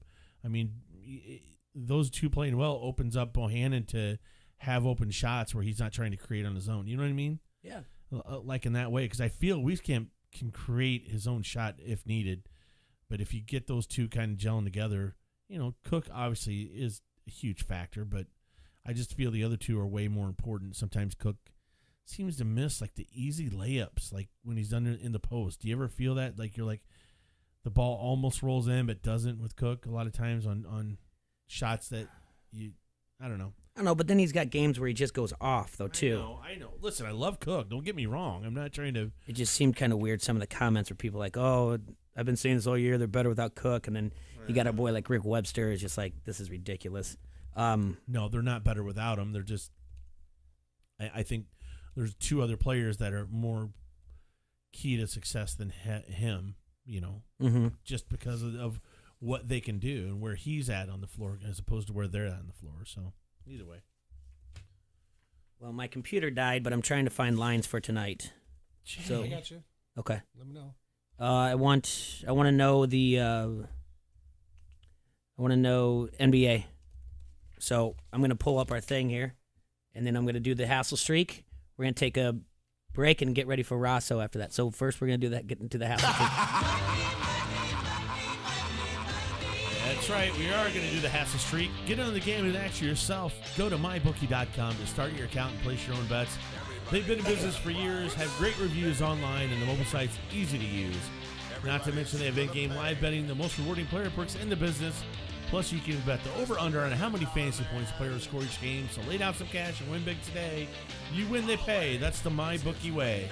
And when you're on mybookie.com, make sure you use our promo code QCHassle to activate the bonus and all of the extra special things that'll give you. What's the Nuggets-Clippers line? 5.5, favoring the Denver Nuggets at home.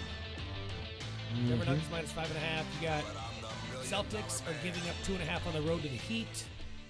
OKC is giving up 1.5 on the road to the Spurs. And then the Pistons are a 5-point underdog on the road at Sacramento. Very interesting. Want some over-unders on those? Yes, Those are please. fun too. Yes, please. Celtics Heat, 212.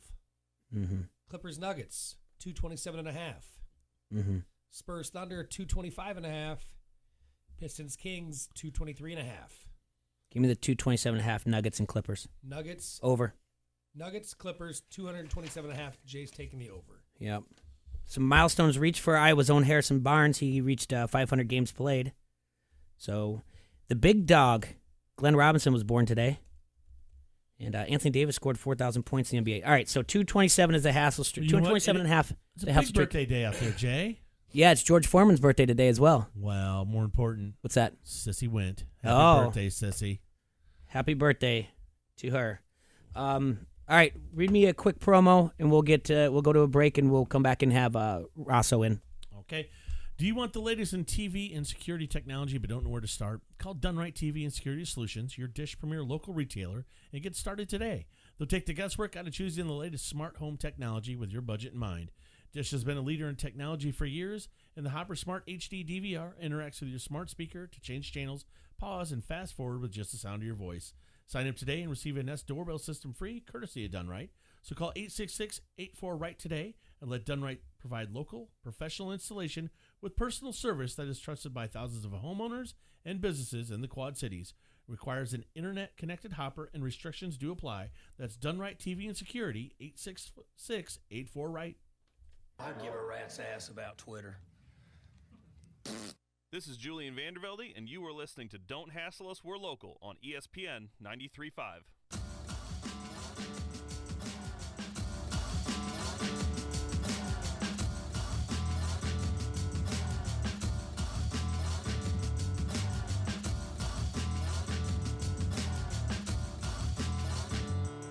This is Bobby Metcalf from the Quad City Times, and you are listening to Don't Hassle Us, We're Local on ESPN 93.5. Friday, Saturday, and Sunday, the Storm are back at the TaxSlayer Center to face the Knoxville Ice Bears. Friday is Faith and Family Night, presented by Chick-fil-A.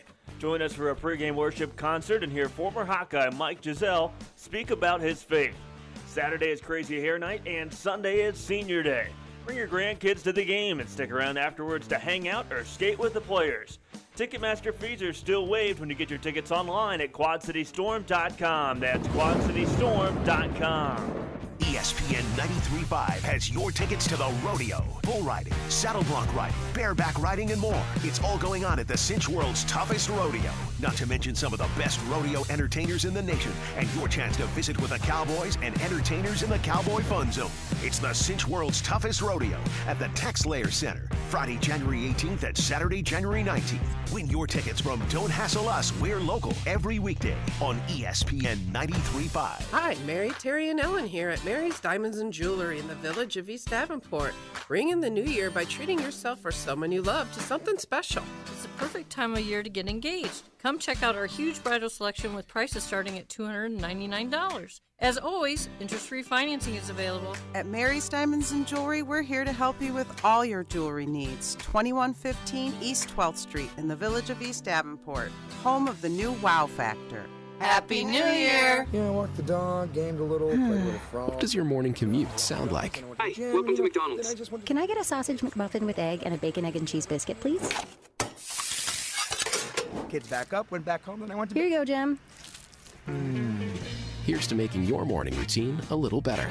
Right now, mix and match 2 select breakfast sandwiches, like a bacon, egg, and cheese McGriddles, a sausage McMuffin with egg, or a bacon, egg, and cheese biscuit for just $4. Breakfast at McDonald's. Single item at regular price. At participating McDonald's for a limited time. Now, what's better than your McDonald's favorites? 2 McDonald's favorites for just $5. Welcome back, the 2 for $5 mix and match deal. Now, with the juicy quarter pounder with cheese.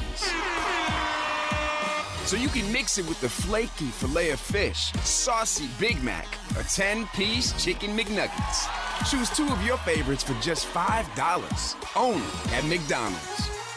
Prices and participation may vary. Limited time only. Single item at regular price. Sheedy Family Chiropractic is your choice for chiropractic care in the Quad Cities. From little leaguers to high school athletes and the weekend warriors, treating new injuries, muscle or joint problems, and chronic pain, we're committed to providing cost-effective care for your family's needs. Same-day appointments available most days for new patients and always $20 sports physicals. Sheedy Family Chiropractic, getting you back to work, play, and life. Call today or find us online at sheedychiro.com. That's SHEEDY Chiro.com. Now, back to Don't Hassle Us, We're Local on ESPN 93.5.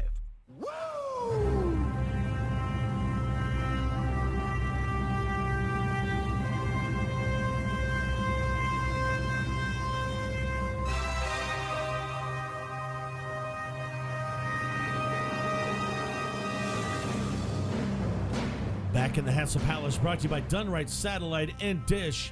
This is Don't Hassle Us, We're Local here on ESPN 93.5. And joining us for the first time since last year, our boy, our man, Hawkeye Report, Headquarters. Adam Rosso. Headquarters. We do too many of these things. Get in trouble with that when you do that on Twitter. I did that. I got in trouble. You got blown up a little bit there, Jay. Yeah, this I is did. great. These digs, awesome. Yeah. Spacious. Spacious. Even though now I'm closer to T-Row, I can get the little smell of the musk. I like it. The temperature is. We're still Thank messing you. with the temperature a little bit, but I think the temperature's talent, fine. Roy. They can't see the talent on Facebook Live. I'm working on it. All right. Yeah, it's been a while. I was saying when I got in here, it felt like been a year. But yeah, I mean, hey, back, actually fully healthy. I know you told them last week I was under the weather. It was a rough few days after getting back from Tampa. I'm not gonna lie to you guys. Hadn't been that sick since I actually moved down here. So it'd been hopefully once every 3 years I get that sick. That's plenty for me. that's so. What I think on Friday when I texted you were just eating bread for like the first time. Yeah, I couldn't. I was doing the saltines and 7-Up, but I couldn't even keep those stomached. So it wasn't good. But I think I looked. I told people at work, you know how they track your steps on the iPhone on that health app or whatever it is. I had 31 total steps on Thursday. Oh boy! I didn't do much. I watched some Netflix, watched some sports, slept. I think I took 3 naps. I mean, it was. Like I said, I hadn't been that sick in years, so I think just worn down from traveling and obviously doing everything down in Tampa. So back ready to roll. Excited for Friday Night Hoops tomorrow. Got obviously the Hawkeye game Saturday, so should be good stuff. They got you doing too much, man. You need a partner down there. You can't do all that solo. T-Roy offered, I know, right? Yeah. You were ready. It was fun in the sun. He was going to do He San was ready. Diego. That was for certain. He wanted to do that. Trying to help my friends, man. That's all I do. So down at the game, What do you think? You were there. Are you? And we talked to Kicker. I know we're talking a week ago, but let's talk about it anyway. You were at the hospital. Yeah, I was gonna say okay. I'll bring that. So these things are obviously PR. They're staged. They're for the good works of the bowl, and the teams send whoever they want to send, right? And traditionally, I didn't know this before I'd gone down there, Iowa has sent underclassmen. They don't send the big shots. They don't send the seniors. They let those guys kind of do their own thing. Like even on the beach day, I know a couple guys, like they went out and rented jet skis in the channels or the back bays of Tampa. Like they don't have to do some of the team activities that the freshmen and sophomore do. So we get to the hospital, and I'll be honest with you guys, full disclosure, I knew one of the Iowa players by face. Ryan Gersande, the backup punter. I didn't know the other 5 or 6 guys that there. I had asked Broderick Binns, the coach that was with. I said, hey, Broderick, you got to help me out with some of these names because I covering the team twice a week all year, I had no idea who the guys were. With that caveat, Mississippi State sent their big shots. Nick Fitzgerald was there. Simmons was there.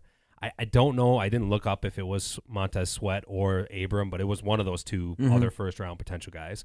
And so we're all in the lobby. And this is they ran out a nurse from, I think, Solon, who lives in Tampa, but she's a Hawks fan. She works down there. She's from Solon. And then they had a Mississippi State family that was there, and I don't know if they had a child in the hospital, but a photo op. And so this is all going on, and I just hear a couple choice words like, basically, look at these guys. We're going to whoop their ass from Mississippi State. And you're in the middle of the hospital lobby. Like, you're not on the game field. Like, stuff like that on the game field, obviously. Yeah. You hear that all the time. But, and I paused, and I was like, is this really what's happening? But I said, okay, whatever. Like, it's the backups. Like, I don't know any of these guys. So, like, I guess at first glance, these guys were probably sizing them up. Like, who are these guys, right? Mm-hmm. I didn't know the Iowa guys heard it. So if you picture it, like, we're on two sides of the lobby, I'm filming the Iowa photo op standing next to the Mississippi State players. And then I flip-flopped when the Mississippi State photo op, I stood by the Iowa players. So, I don't know who heard it or who didn't hear it. Well, then on Twitter, I see Coach Binns put out that, basically outing these guys for talking trash at the hospital lobby. So I said, yeah, that's exactly what I heard too. And so I threw it out there. And, I could care less about trash talk on the field and some of the stuff that was going on. I don't mind that stuff at all. I think that's part of football. Football is an intense game, and, like, it's physical. You're man on man trying to beat the other guy down. Like, that's the game. Mm-hmm. So I don't mind that at all, but the time and the place of course. At a hospital thing, and then how undisciplined they were in the game, I think that, that obviously was a narrative then. Obviously, like, you do that, and then you have, 9 penalties for 95 yards or whatever it was. That's kind of it was a little bit of a foreshadowing. So that really, after the fact that Ben said that, because Iowa coaches are pretty close to the vest on Twitter, right? They're pro-Iowa. They don't really out anything. You could tell he heard it, obviously. And I think, obviously, the guys that were there went back to the team and said, hey, they're running their mouth at the hospital visit, just so you guys know. And you know how it is. Every little ounce of motivation, every little thing, you can blow it up into a big thing, even if those guys – because then we went into the hospital rooms, with the guys, and it was pretty fun banter. Like I was in with Fitzgerald and one of their kicker and then some of the other Iowa guys. They were saying, all right, they write Hail State on the little sign they gave it to them, and then the guys would write, Go Hawks, and they'd be like, no, you want an Iowa thing. And the state guys would be like, oh, no, they want a Mississippi State hat. Just fun banter. So after that initial, lobby visit greeting, I didn't think there was any animosity, but obviously Iowa heard it and ran with it. So, Do you think? I mean, this seems like a fairness kind of thing to do. By the way, send the guys that aren't quite ready for primetime players. You follow what I'm saying here? Well, and somebody said, I saw on Twitter or Facebook or something, somebody said Hayden used to do that with warming up with third string quarterback against Michigan, or putting the punter in under center, and Schembechler would always be like, what are you doing? Because it was just a way to play games with them. And that definitely could be the possibility that happens. That's why he just sends them, because he knows if they're going to have some sort of psychological, we've already won the game type thing in their brain. Yeah, absolutely. And I, like I said, a guy on the beat, I couldn't I only knew the punter because I interviewed him at Media Day because there was a punting competition, and obviously but it was Max Cooper,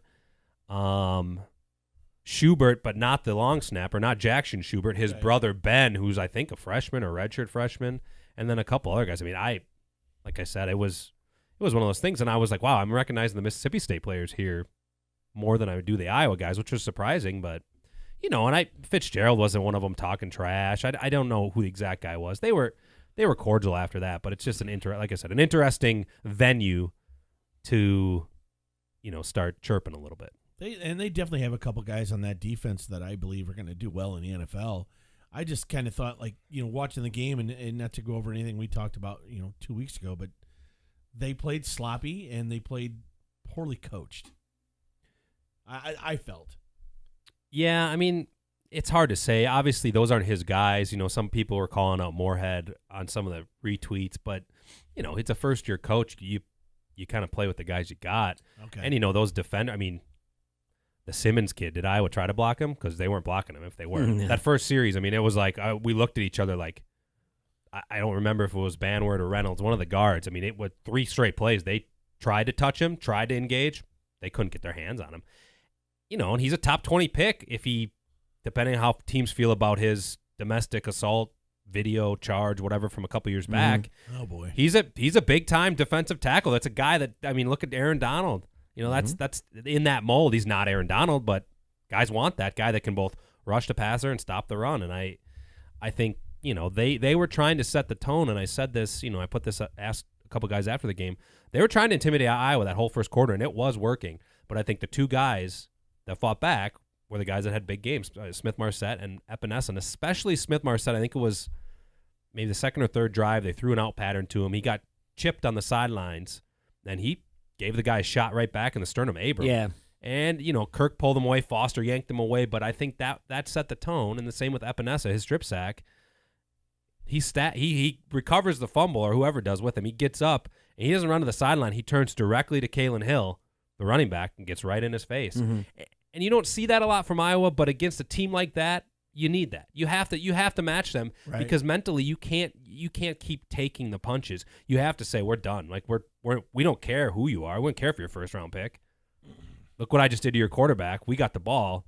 You got something to say to me now, type of thing. And that's what AJ does. And AJ off the field is completely different than AJ on the field, which is exactly the type of people that flourish in the Iowa program. They have that switch, right? Yeah, right. Julian, Exactly. Angerer, like Pat's as friendly guys you can talk to, but I'm sure when the whistle blew and the lights were on, there was a switch that went off in his head, and he was a different animal. And that's what those guys flourish at Iowa, and that's why AJ's going to be a first-round pick next year probably. Yeah, and you couldn't hear the interview because you were obviously gone, but we had Julian on that day that we had talked to you on the phone, and Julian was talking about when they were down there in, I think they were playing South Carolina. Yep. And Julian was letting a flamingo eat off the top of his head. Yeah. Or an ostrich, one of the two. It was a flamingo, yeah. And the guys from the other team were like, we don't do birds. And Oh, really? Julian was like, I knew right then we had them because it was like they were afraid of birds. Yeah. I mean, So, that stuff, kudos to Mississippi State. Fitzgerald and those guys were at everything. He went to Busch Gardens. He went to bowling. And because Nick Fitzgerald loves Nick Fitzgerald. I mean, that's commendable, yeah, but I feel like how many times can he call his number? I feel like that for a team that hasn't experienced it, Kirk kept saying, well, we got 70 guys never done this before. I guess Mississippi State had 105 guys that hadn't done it, but your starting quarterback doesn't have to go to stuff. Your NFL-bound defensive lineman. Your NFL defensive lineman doesn't even have to play in the game, first of all. Second of all, he doesn't have to go to some of this stuff. He did, so I'll commend him for that. And it seemed like, in that regard, Moorhead had them representing the program at every single event, bowl week-wise. They just, at the hospital, obviously didn't put on a good face for that particular day. yeah. I mean, it would have been nice to have Fant. Exactly, and But we didn't, so. Yeah, I don't think it mattered that much. I mean, look, Hawkinson didn't get the ball to the fourth quarter or anything like that. You have weapons to spread it around. They targeted him, but yeah, but I think they did a good job of trying to make sure that those weren't the options that we had. Yeah. They made us and go to so Smith-Marset. and so did a lot of other defenses that opened up the door for Hawkinson this year. So because targeting Fant, but yeah, no, it's looking good for next year. I see the way too early rankings. Iowa's around 24, 25? I saw it right around 20, I think. 20? Maybe Okay. Doctorman from The Athletic posted an aggregate right around All 20, right. but, obviously TJ's got to decide. Underclassmen have to decide by the 14th, so what's today, the 10th or the 11th? So by early next week, he's got to decide. I mean, I can't believe he stays, but the fact that it's taking this long makes me think he might be. Because if you know you're going to go, just go. Yeah. Right? Like Yeah. you don't You don't have draw any it choice. out. Exactly. And I think maybe he's struggling with maybe he wants to. I think him and Nate have a pretty good bond, and I think he just is always. Now, his family, he's from Iowa. Yeah, he's Iowa always kid. wanted to be a Yeah. Hawkeye type thing, and obviously Noah's from Omaha, but even with the preseason hype, I think once you get that buzz about you, say what you want about staying off social media, it's really hard to not buy into it at the end of the year and be like, well, you know what, I need to go and I need to not play in the bowl game because God forbid I get hurt. Yeah. Yeah, I think that is a sign of something, though. You're taking a while because, like you said, just to announce him we can. I know Nelson just came out and said he's going, but Fant, at least he said it right after the game. Mm-hmm. He didn't drag it out and do it a little bit before the bowl game or anything. He came right out and said, yeah, I'm going to skip the bowl game. And you it's obviously it'd be great, but you can get. I was with it. I wasn't critical of Fant. It just would have been nice if he was there. Yeah. He'll have to take out that loss of value insurance or whatever. I don't think Lloyd's of London. I don't know if he's a Lloyd's of London. You never know. Yeah, but yeah, I got Lloyd's of London on you, Jay. It is something that I want to talk about. I don't know what Serge and I are going to do. I do want to talk more football. I don't know how much Iowa basketball you want to talk, but I do want to talk a little bit more football because I got a couple topics I want to bounce off all you guys. But I think we're going to need to take a quick break. Do you want to announce Colin for the tickets for Friday night for the? Yeah, we got to get the Storm. After we come back from break. After we come back from break, we'll give you the number, and we'll do that right after break. We're going to have a call in for tickets. Mm-hmm. All right, whether you're looking for a family getaway, friends and family group vacation, a romantic retreat for two, or you simply need a travel professional to help you plan that perfect destination wedding, Throne Travel is here to help you. Let Throne Travel get started your next vacation today. They firmly believe that travel is the best therapy you can purchase. So start making your travel dreams come true. Contact Janelle at 563-323-0889 or check out Throne Travel on Facebook. Once again, that's Janelle, 563-323-0889. Throne Travel, make all your travel dreams come true. This is UFC Hall of Famer Pat Miletich. You're listening to Don't Hassle Us. We're local on ESPN 93.5.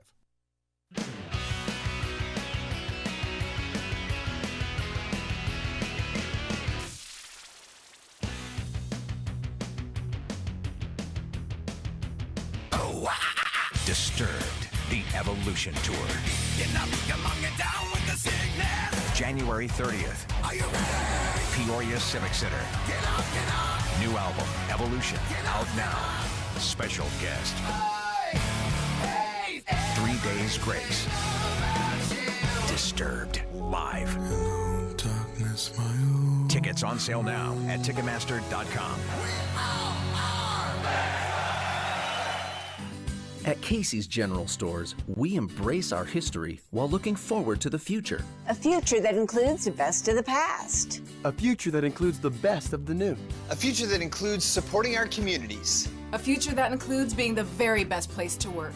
And of course, a future that still includes serving our famous pizza. Right now, get any 2 large single-topping pizzas for only $9.99 each. Casey's, famous for pizza. Not valid with any other offer. And now an old classic commercial from Mark Brenny. And now, Mark Brenny presents things you can and can't do on a Suzuki 4-wheel ATV. You can chase cows back to the barn, but you can't chase women back to the kitchen. All right, mister, here's your zucchini and tomato sandwich. You can explore trails and backwoods, but you can't drive down Main Street. You can use it to haul away the firewood you just cut, but you can't get it from your neighbor's tree. Hey, get out of my yard! Suzuki ATVs are sure a lot of fun and can be the guest of honor at any family get-together. Let's talk about unemployment. Your boat is winterized and put away for the season. Your jet ski is in hibernation. Your snowmobile may or may not make it out at all this year. But your Suzuki four-wheeler will never be unemployed. A riding course is recommended and age restrictions do apply. The year-round excitement's waiting for you at Brenny's Motorcycle Clinic, 4426 State Street, Bettendorf, across from Alcoa. Almost. ESPN 93.5 has your tickets to the rodeo, bull riding, saddle bronc riding, bareback riding, and more. It's all going on at the Cinch World's toughest rodeo. Not to mention some of the best rodeo entertainers in the nation, and your chance to visit with the cowboys and entertainers in the Cowboy Fun Zone. It's the Cinch World's toughest rodeo at the Tex Layer Center, Friday, January 18th and Saturday, January 19th. Win your tickets from Don't Hassle Us, We're Local, every weekday on ESPN 93.5. Friday, Saturday, and Sunday, the Storm are back at the Tex Layer Center to face the Knoxville Ice Bears. Friday is Faith and Family Night, presented by Chick-fil-A. Join us for a pregame worship concert and hear former Hawkeye Mike Giselle speak about his faith. Saturday is Crazy Hair Night, and Sunday is Senior Day. Bring your grandkids to the game and stick around afterwards to hang out or skate with the players. Ticketmaster fees are still waived when you get your tickets online at QuadCityStorm.com. That's QuadCityStorm.com. Now, back to Don't Hassle Us, We're Local on ESPN 93.5.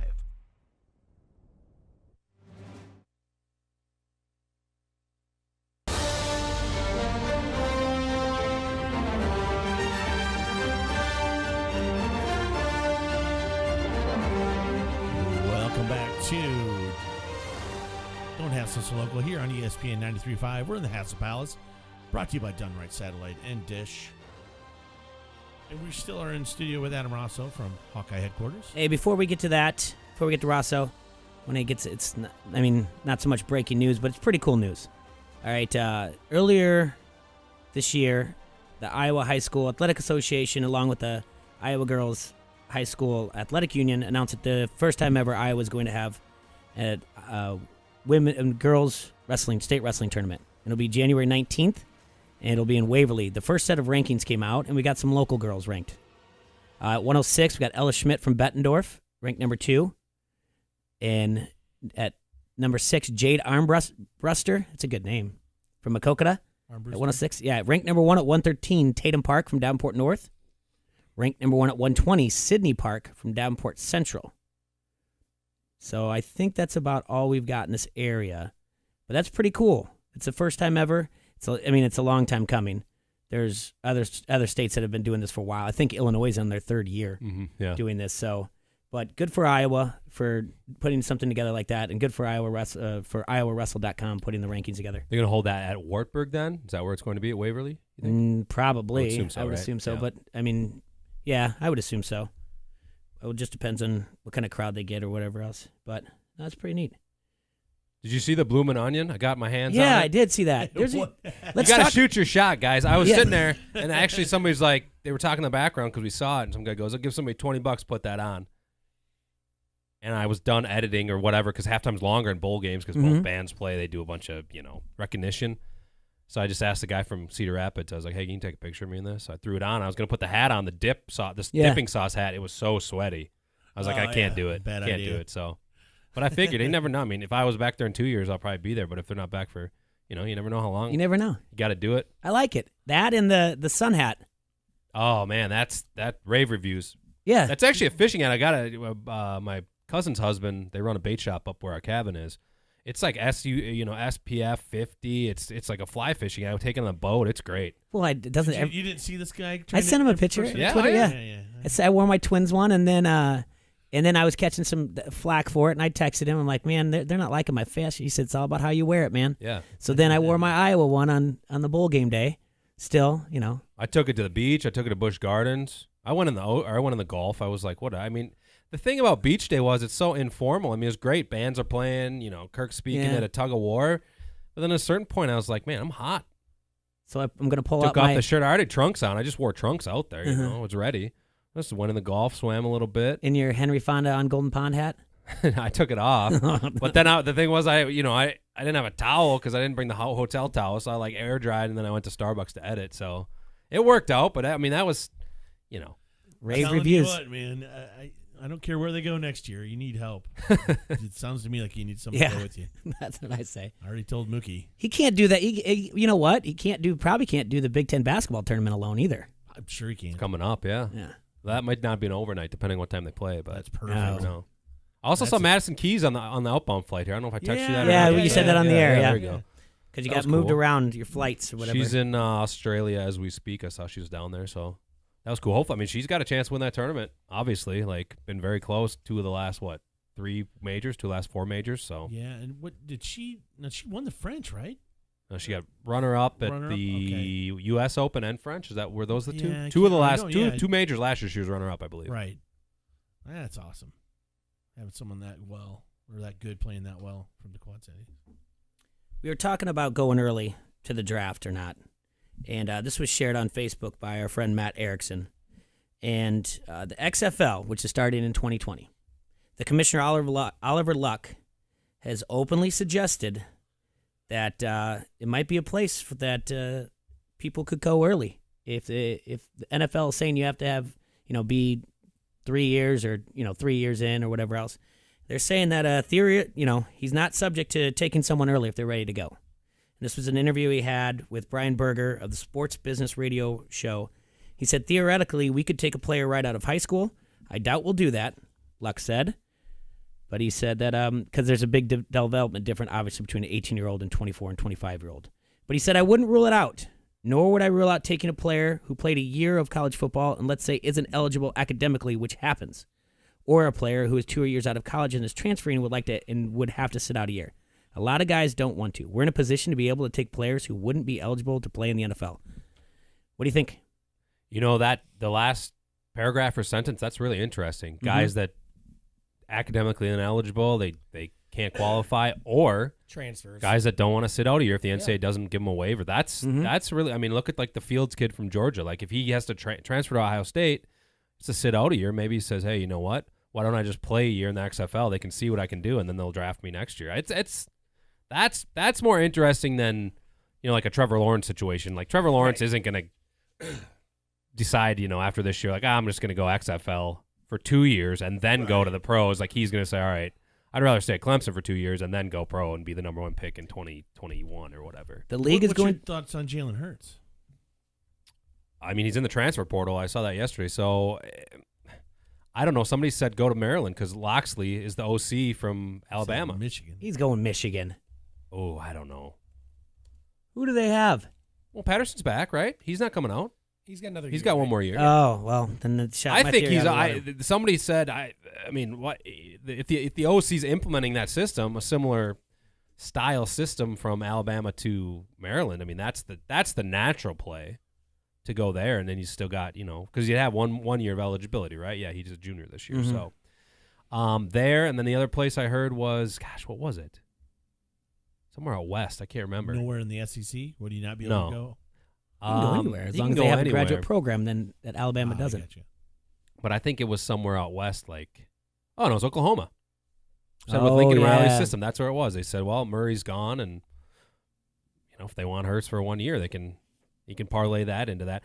I don't know what revenue sources, like that's the biggest question with both the AAL and the XFL, because you eventually got to have money to pay these guys to put their body on the line.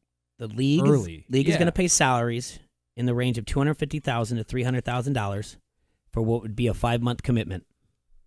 Okay, well that's an alternative for a player who doesn't want to develop his skills for room and board and the opportunity to take classes which fit in his football schedule. That's competitive. I mean, there's no question about that. That's an angle. That's more than the D League pays. That's for sure. So, I think the transfer / academic aspect of this is a definite storyline. Like, there might be guys that say, man, I'm not going to school for school. I'm going for football. Are the same rules going to apply?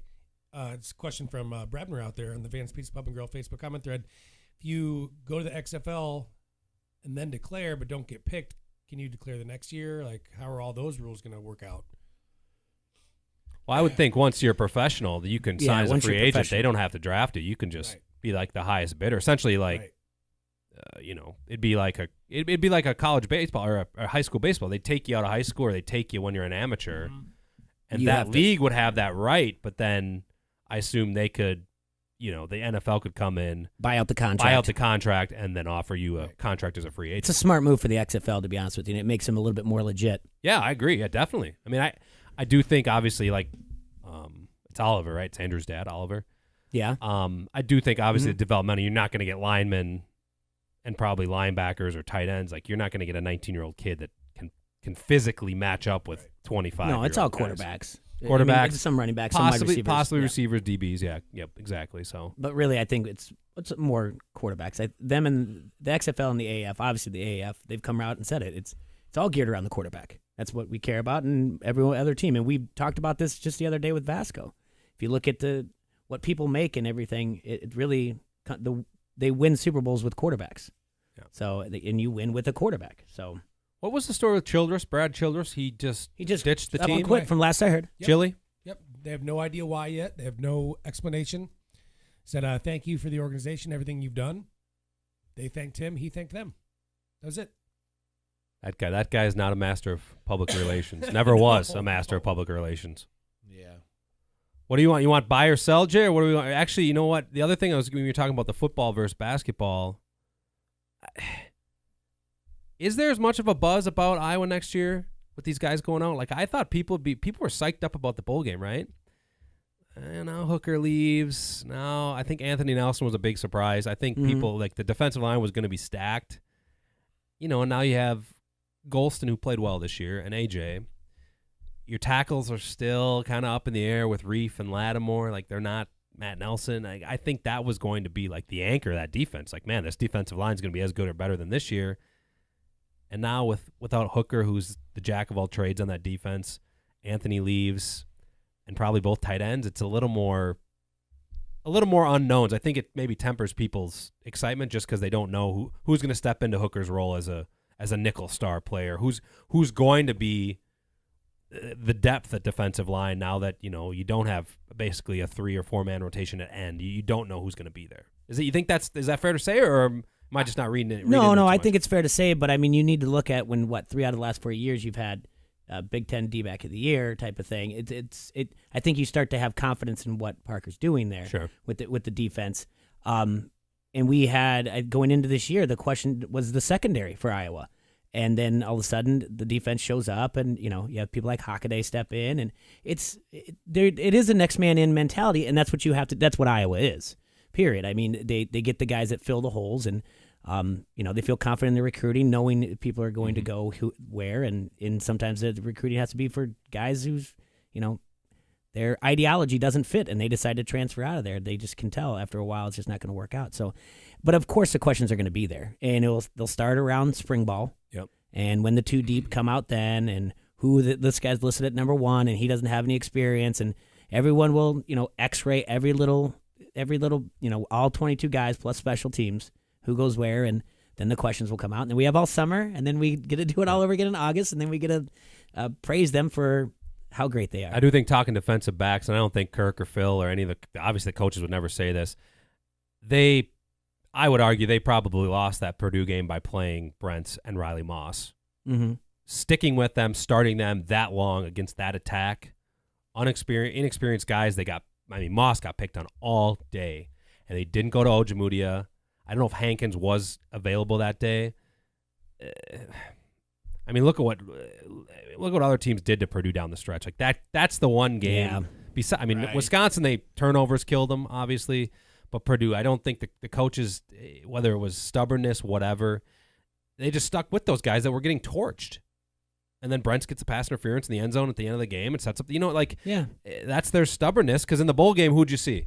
You saw Hankins, you saw Ojemudia. They didn't play the 2 freshmen because those guys were both healthy, and I think they were obviously better tacklers for Mississippi State's rushing attack. But I don't think they handled that in the Purdue game very well, and I think that's why they lost, because they were stubborn in trying something different, just like the year before where they picked on one of the D-backs.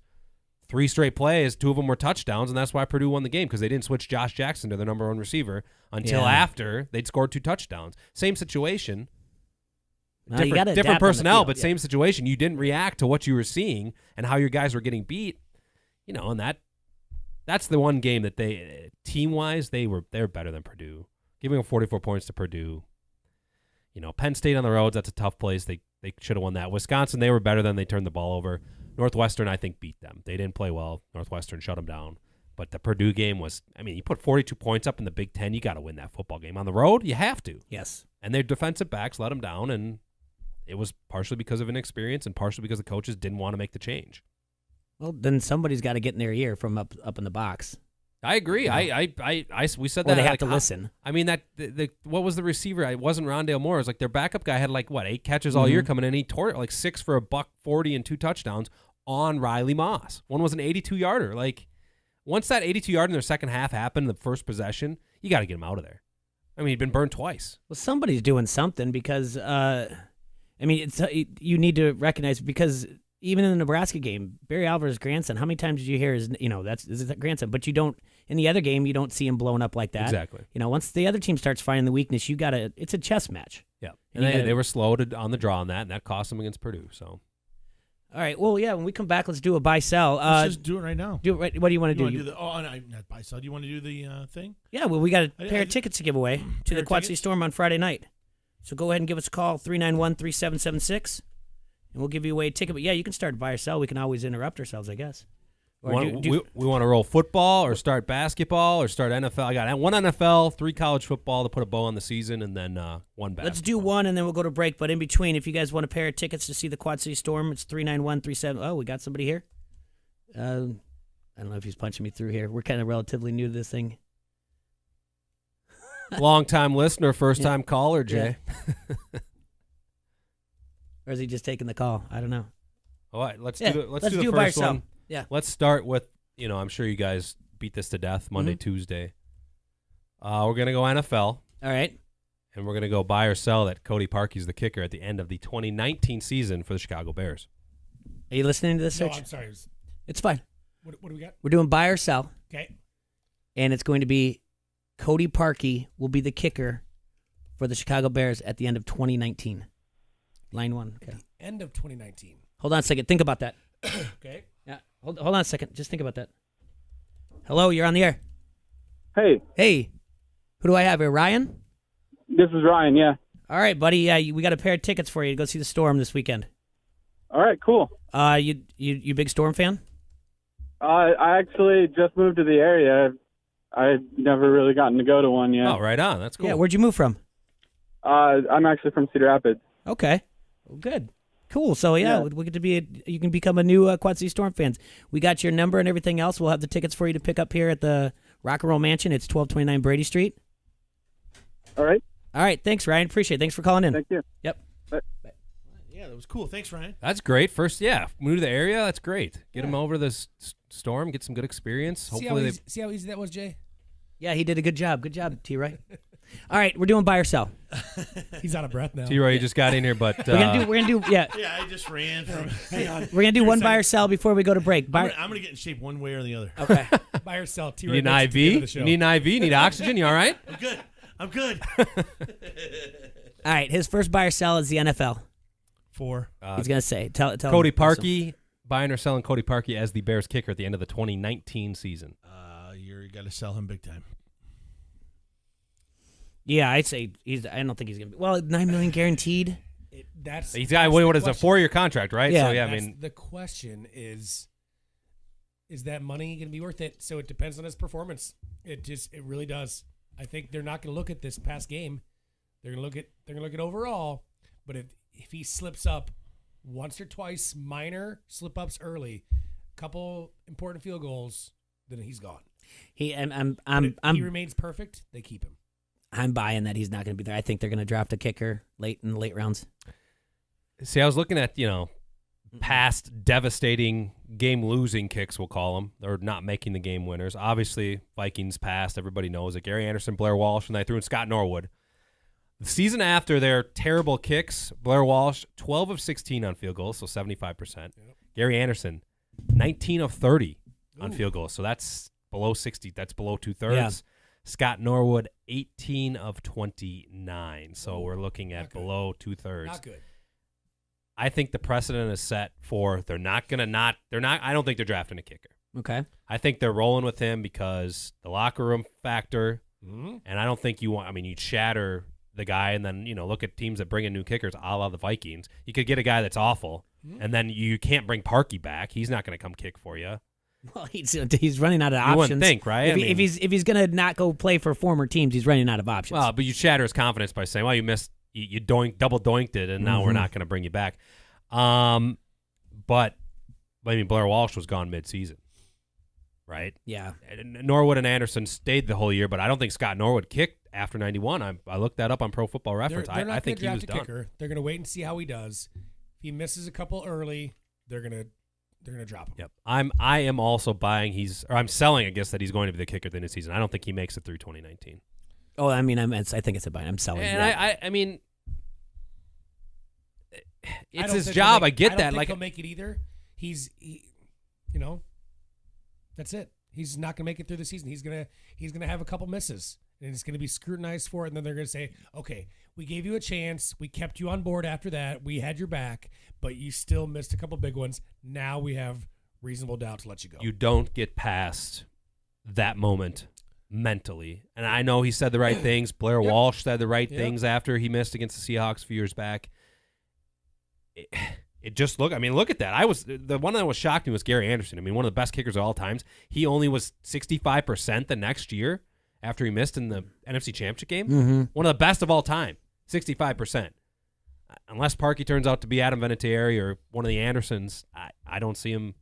He's going to be below 75%, especially now that you have to kick extra points from 40 yards out. Yeah. So, he's kicking extra point. Like, these guys on extra points were automatic, right, from 20, but now he's got to kick extra points. So maybe he hits his first 8 field goals of the season. Right. But the one game where he misses 2 extra points and the Bears lose by 2. Yep. That's it. Everybody's talking That's about it again. And I think I think it doesn't even have to be a lose. It could be a close call situation where he missed it, but they still won the game because of something else, because of a Khalil Mack interception, pick 6. I think they're still going to say, okay, that was close enough. We're not going to deal with this again. But right now, they have his back. The locker room, like you said, the locker room has his back. Is it Charles Leno Jr.? Did you see what he said? He came out publicly and said, want to know what I say to those fans? F you. He goes, you don't know what this is like out here. So his teammates have his back, which is very impressive. Well, so does 312 or Goose Island. They've got his back too. Armchair kickers or whatever. They're trying to make money. Yeah. So I mean, you got to roll with it, right? Did he cry like Terrell Owens and say, "That's my kicker, man"? No, no. He just got mad, and it's scary. and you could say, I mean, the old adage of it doesn't come down to that. It does come down to that. But it was 4th and goal from the 2 against the number 1 defense in the NFL, and they didn't stop the option route with Golden Tate. Stop that, the game's over, right? It's over. You can kneel it out. Yep. Your defense is your bread and butter of their team, and I know they only gave up 15 points and got how many 2 picks of Foles, but Trubisky brought him down, put him in position. I mean, that's all you can ask about Mitch, and then big pick Foles. Yeah. I mean, we'll get to the other ones, but I just don't think if you're looking at history, I don't think he lasts. I don't think he lasts either. No. All right, let's take a quick break. Come back with more Buy or Sell. All right, Quad Cities, you need to get down to Van's Pizza Pub and Grill. They have all the pizza pies to satisfy your hunger. And tonight they have Rockstar Bingo starting at 8 down at 217 Brady Street. Each bingo wins you a free drink. Also, both locations are going to have $3 25-ounce straws, $3 cooler shots, and $1 off wings. That's Van's Pizza Pub and Grill. Come get served. This is Josh Sides, head coach, St. Ambrose University Esports. You're listening to Don't Hassle Us, We're Local on ESPN 93.5.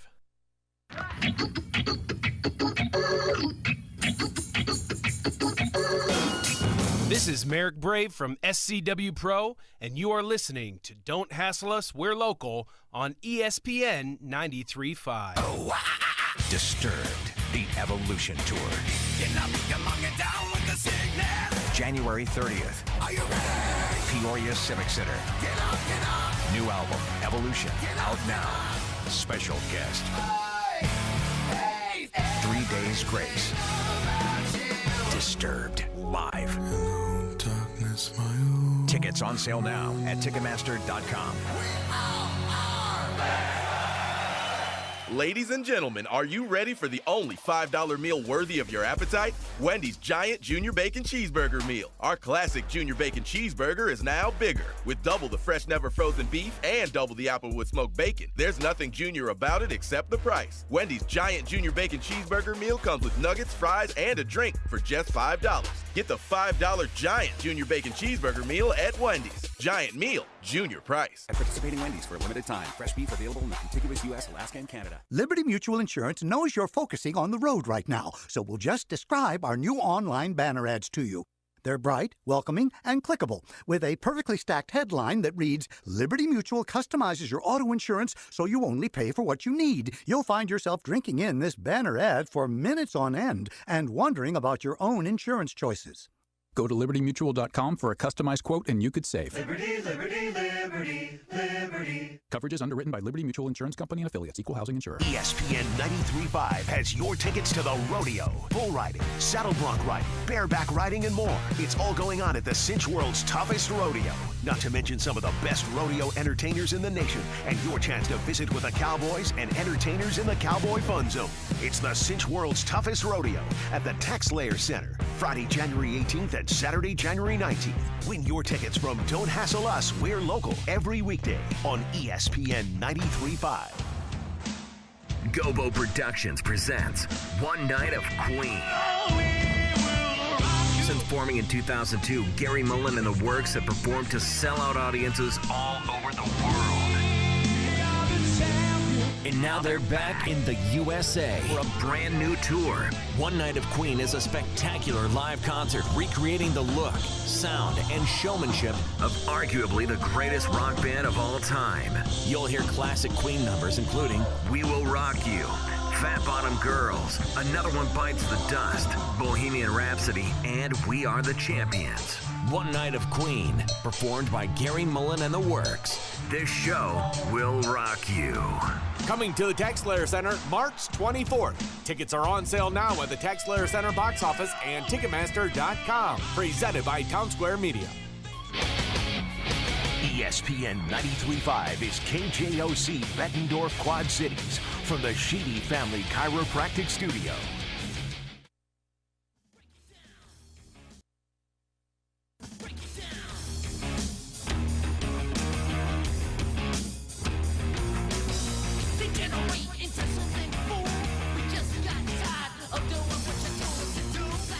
We are back in the Hassle Palace, brought to you by Dunright Satellite and Dish. This is Don't Hassle Us. We're local here on ESPN 93.5.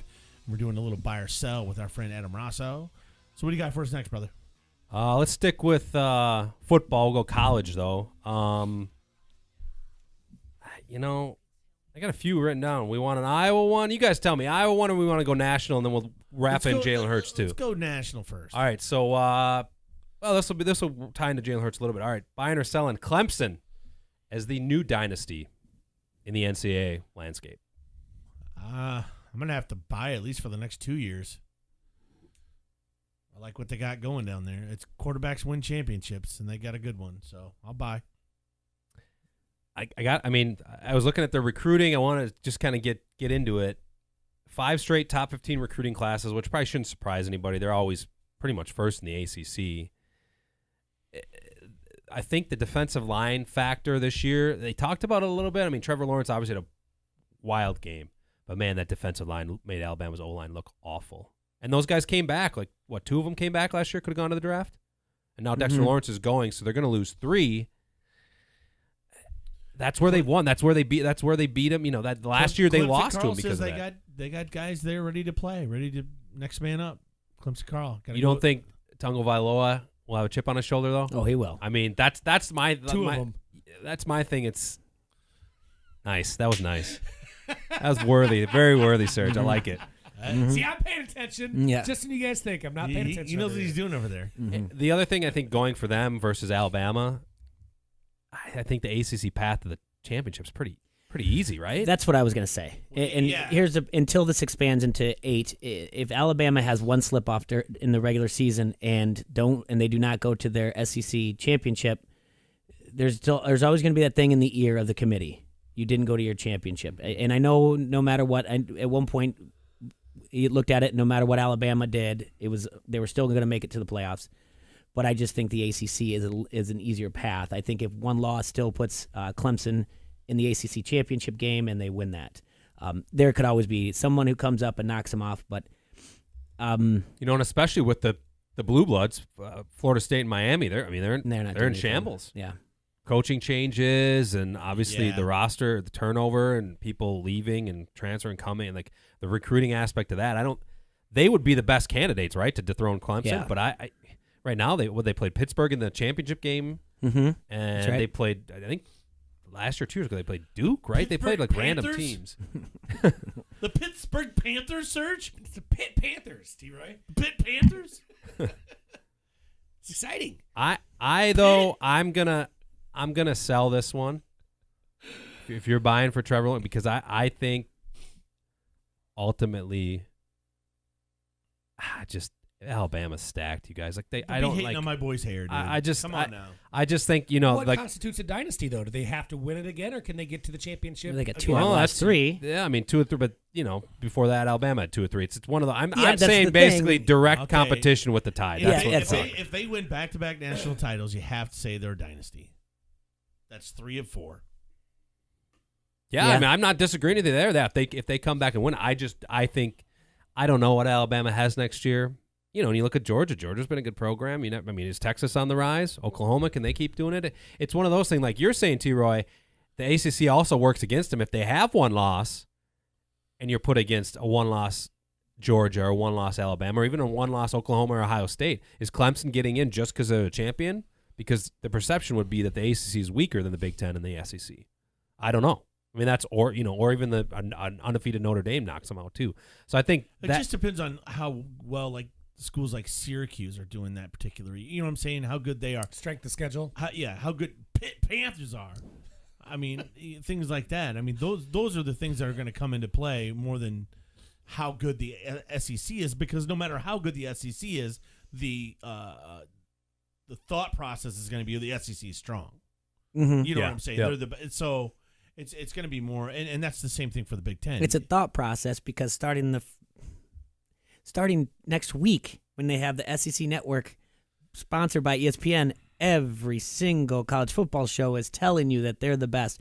We can look, I think in the way too early 25, I think 8 Big Ten teams are in the top 25. Okay. I would assume SEC has got more than that. Or right around it, I would think, yeah. But it's just, you're being told that SEC is so much better. And just like Clemson Carl said, SEC fans will tell you that the SEC conference is so much better over and over again. Yeah, when really it's just been Bama. Yeah, exactly. I mean, that's why. It's been Bama. A factor, right? Yeah, but the problem with the SEC is they forget about the Vanderbilts. They forget about Vanderbilt. They forget about Missouri. They forget about Tennessee. They forget about Texas Tech now. They forget about... Is Arkansas still SEC? That's Texas Big 12. I feel like that strength of schedule is like a... No, Texas Tech's big. It's a factor. A&M is big. A&M, sorry. It's a factor like for like the first half of the season. It's a factor in the rankings. Then after that, it doesn't matter. Your record is pretty much like all that matters, or when you lost or who you lost to. But I would say, and Dabo said it after the game, no one talked about them being the best ever. I mean, they crushed everybody they played. Right. Since Lawrence went in the game, or started at quarterback, Syracuse game, he got hurt, so they put in the third stringer and they won. After that, they won every game by 20 points. Yeah. And and I don't think the only game that they didn't every game score 40 was Boston College. They've been 27-7 up there, but they wax Notre Dame and they get to 30 points. Like Notre Dame was good. Like I think Notre Dame that's kind of what was I a top said. 5 team, and they made them look silly. I made the joke off area, like when we were done yesterday, that's what everybody said after Notre Dame lost so bad when they got blown out. They had their doors blown off. And that was embarrassing. That was a tough one. They had no business being in the top 4, and then they did the exact same thing, worse by 3 points to Bama in the title game. Are you saying that same thing about Bama now? They had no business being there? Dude, I've said this. Right. Notre Dame deserved to be there. They were undefeated. Right. And I know. I'm saying as a Notre Dame fan, I get that criticism all the time. I'm used to it. They played good school. Yeah, granted, they didn't play in a conference, but it's not like they didn't beat Michigan. They beat Michigan. Like, just being a conference. They beat USC. USC. We can stop arguing about this. It would be great if they win the conference. It would be a lot easier. They belong there. They're making belong in the absolutely. top 4. Like, I'll say it. They totally did. No one fight me. Call All right, me, let's whatever. go on to the next one. Next one. just today, last night, whenever this broke, buying or selling Kyler Murray as the top pick in the NFL draft. I'm selling that because from anything that I've seen and read so far is he is going to the NFL draft, but he's not going to be the number 1 pick. What team has the number 1 pick? Cardinals. Cliff Kingsbury said season. Before he had the job, obviously. He did say Texas before Tech, the season. He would take Kyler Murray as the number 1 pick. If he had the number 1 pick in the draft, hypothetically, he would take Kyler Murray. Well, right now, he has the number 1 pick in the draft. They have Rosen. Trade him for another number 1. Yep. Trade him for someone else's number 1. I think Kingsbury, his system, I don't think that's a Josh Rosen type thing, right? If he's going to play like they did at Tech and spread it out and move the pocket and kind of air raid type stuff, you need somebody that can move. And I don't know. Like you said, Jay, you'll get it. You should be able to get a number 1 for Rosen, right? Yes, that's what you're going to ask. Yeah. That's 100, and he's got NFL experience. You're going to ask for that. And it could come into a Mayfield situation. Jacksonville could use him. Yeah, but I mean, how far did Rosen drop? He was in the teens, right? 11. Yeah. Was it 11 or 12, or did he say 11? He made some kind of comment like 11. He was going to make 11 teams feel something bad. like that. Yeah. Yeah. So he's around there. So you want to be around there and not give up too much because that's what they're going to say. But he's got a year experience. Jacksonville could use a quarterback. You're right. There's a lot of teams that could. New York needs a quarterback. What if the Chargers like him? Rivers is old, so Rivers got probably 3 years left at the most. He's got to make some more kids. You don't know. I like he's that. an LA guy. Chargers would have a 28th pick or something like that. You'd get a first rounder. Let him Aaron Rodgers it for a couple of years. That's not bad. You talked me into it. I'm buying it. The one thing when I looked at, I think he's only 5'10". He's legitimately only his baseball roster and football. One says 5'11", one says 5'10". I'm going to go with the lower one because they always inflate it. Yeah. Rosen's 6'5". Russell Wilson's 5'11", and he's a short. I mean, him and Breeze, and you're not.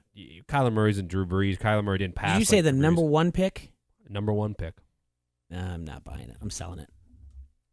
I'm also going to sell. Yeah. T-Roy's buying. I'm also going to sell. You talked me into it, man. Damn you. And I think it could be a Cards trade out. Did you slow play me on that? Yeah. You totally slow played me on that. Next football one. Buying or selling. Kirk Ferentz retiring after the 2019 season.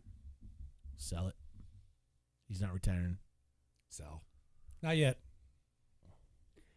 The only thing I'll tell you guys. What would make him retire? The only thing I'll tell you guys, and this is coming from people who've covered the team a lot longer than me, and this happens to everybody, but how much more emotional he gets after every game. Sure.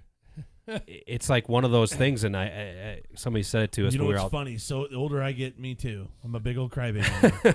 We were talking after, though, and I don't know, somebody from one of the beat writers said, you run through your mind when you get older, it's the last time I'm doing this. Mm-hmm. And he always says the last time with this team, or maybe that was the last time at the Outback Bowl. Visiting Tampa. You know how important the Outback. I mean, the Outback Bowl is a special place to him. I mean, it is. And he doesn't know if he'll go back to another bowl game. Nothing's written in stone. I think as an old man here, I can speak a little bit here. You just appreciate things more sometimes. He's turning into Murtaugh. Thank you. I'm too old. Rosso, I'm too old for this. Do you think anything to do with the Hayden? But by the time Hayden was done, it was health was a factor, and Kirk doesn't want that. Just the stress of the job. Do you think that fact he you know how he regards Hayden? That's the other angle I have on this. That being said, though, Papa Bear Bryant died at 69 years old. Guess how old Nick Satan is? Probably the same age, right? Yeah, exactly. That's a whole different story, and like his whole life was football, and that goes back a long time ago. We talked about with our friend who was our shortstop on a softball team that was a Penn State fan. Geez. That's a lot different story. Like Bear Bryant, Bear Bryant was afraid to retire, and so was Joe Pa, because both of them thought their whole life was football. They were just going to pass away because they had nothing left. I mean, it's an old Dan, little Ann situation in that regards. But that's a good question. It is. I think it's closer than we think, and I think what they'll probably do is make Brian an associate head coach. Yeah. 1 or 2 years before it's going to happen. I think they'll have the pulse. That's when the writing's on the wall, and I think it'll be a 1 or 2 year transition. We're all for sure. Brian's taking this team over. Yes. That's that'd be one of the more shocking developments of Iowa football history if he doesn't, right? Yeah. The question I want to ask people like Julian, people like Pat, is he going to be able to be as good as his dad? It's not an easy situation, right? No, it's not. That's not enviable. Well, it's obviously more to talk about. Read me a quick Harrington's ad, and then we got to go. I don't want to. You're going to, because it's Thursday, and on Thursday night at Harrington's, you have what? Live music, Jay. Woohoo! That's right. Thursday. It's live music in at Harrington's. Tonight, 8 o'clock. 8 o'clock. From all your favorite Quad City musicians and a cool acoustical atmosphere. It's going to be inside, and boy, I wish I could tell you who's playing tonight, Jay. That's why I didn't want to read it, but that's okay. Oh, We it's a do surprise. have live music tonight. So we'll see you at Heritage Pub, 2321 Cumberland Square. All right. Thanks to Rosso. Good to see you. And Rosso, good to have you back, buddy. Yeah, definitely. And thanks Excited to, about the winter. Thanks to Clemson Carl. We'll see you guys later. Yep. Louis Knudsen. Thanks, sir. ESPN Radio Sports Center.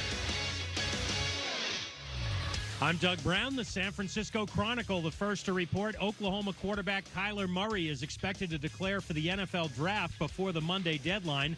Murray was taken by the Oakland A's in the first round of the baseball draft last year.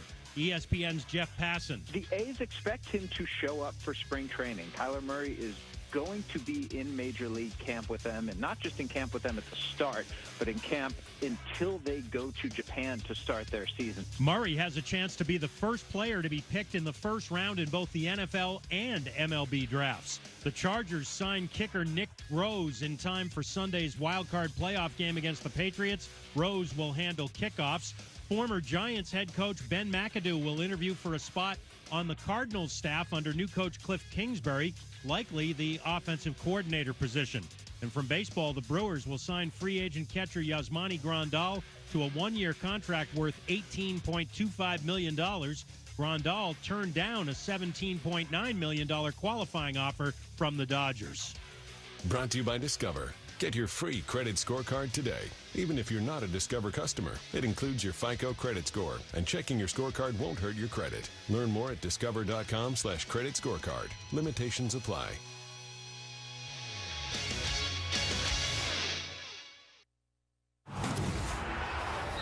This is the Will Cain Show on ESPN Radio.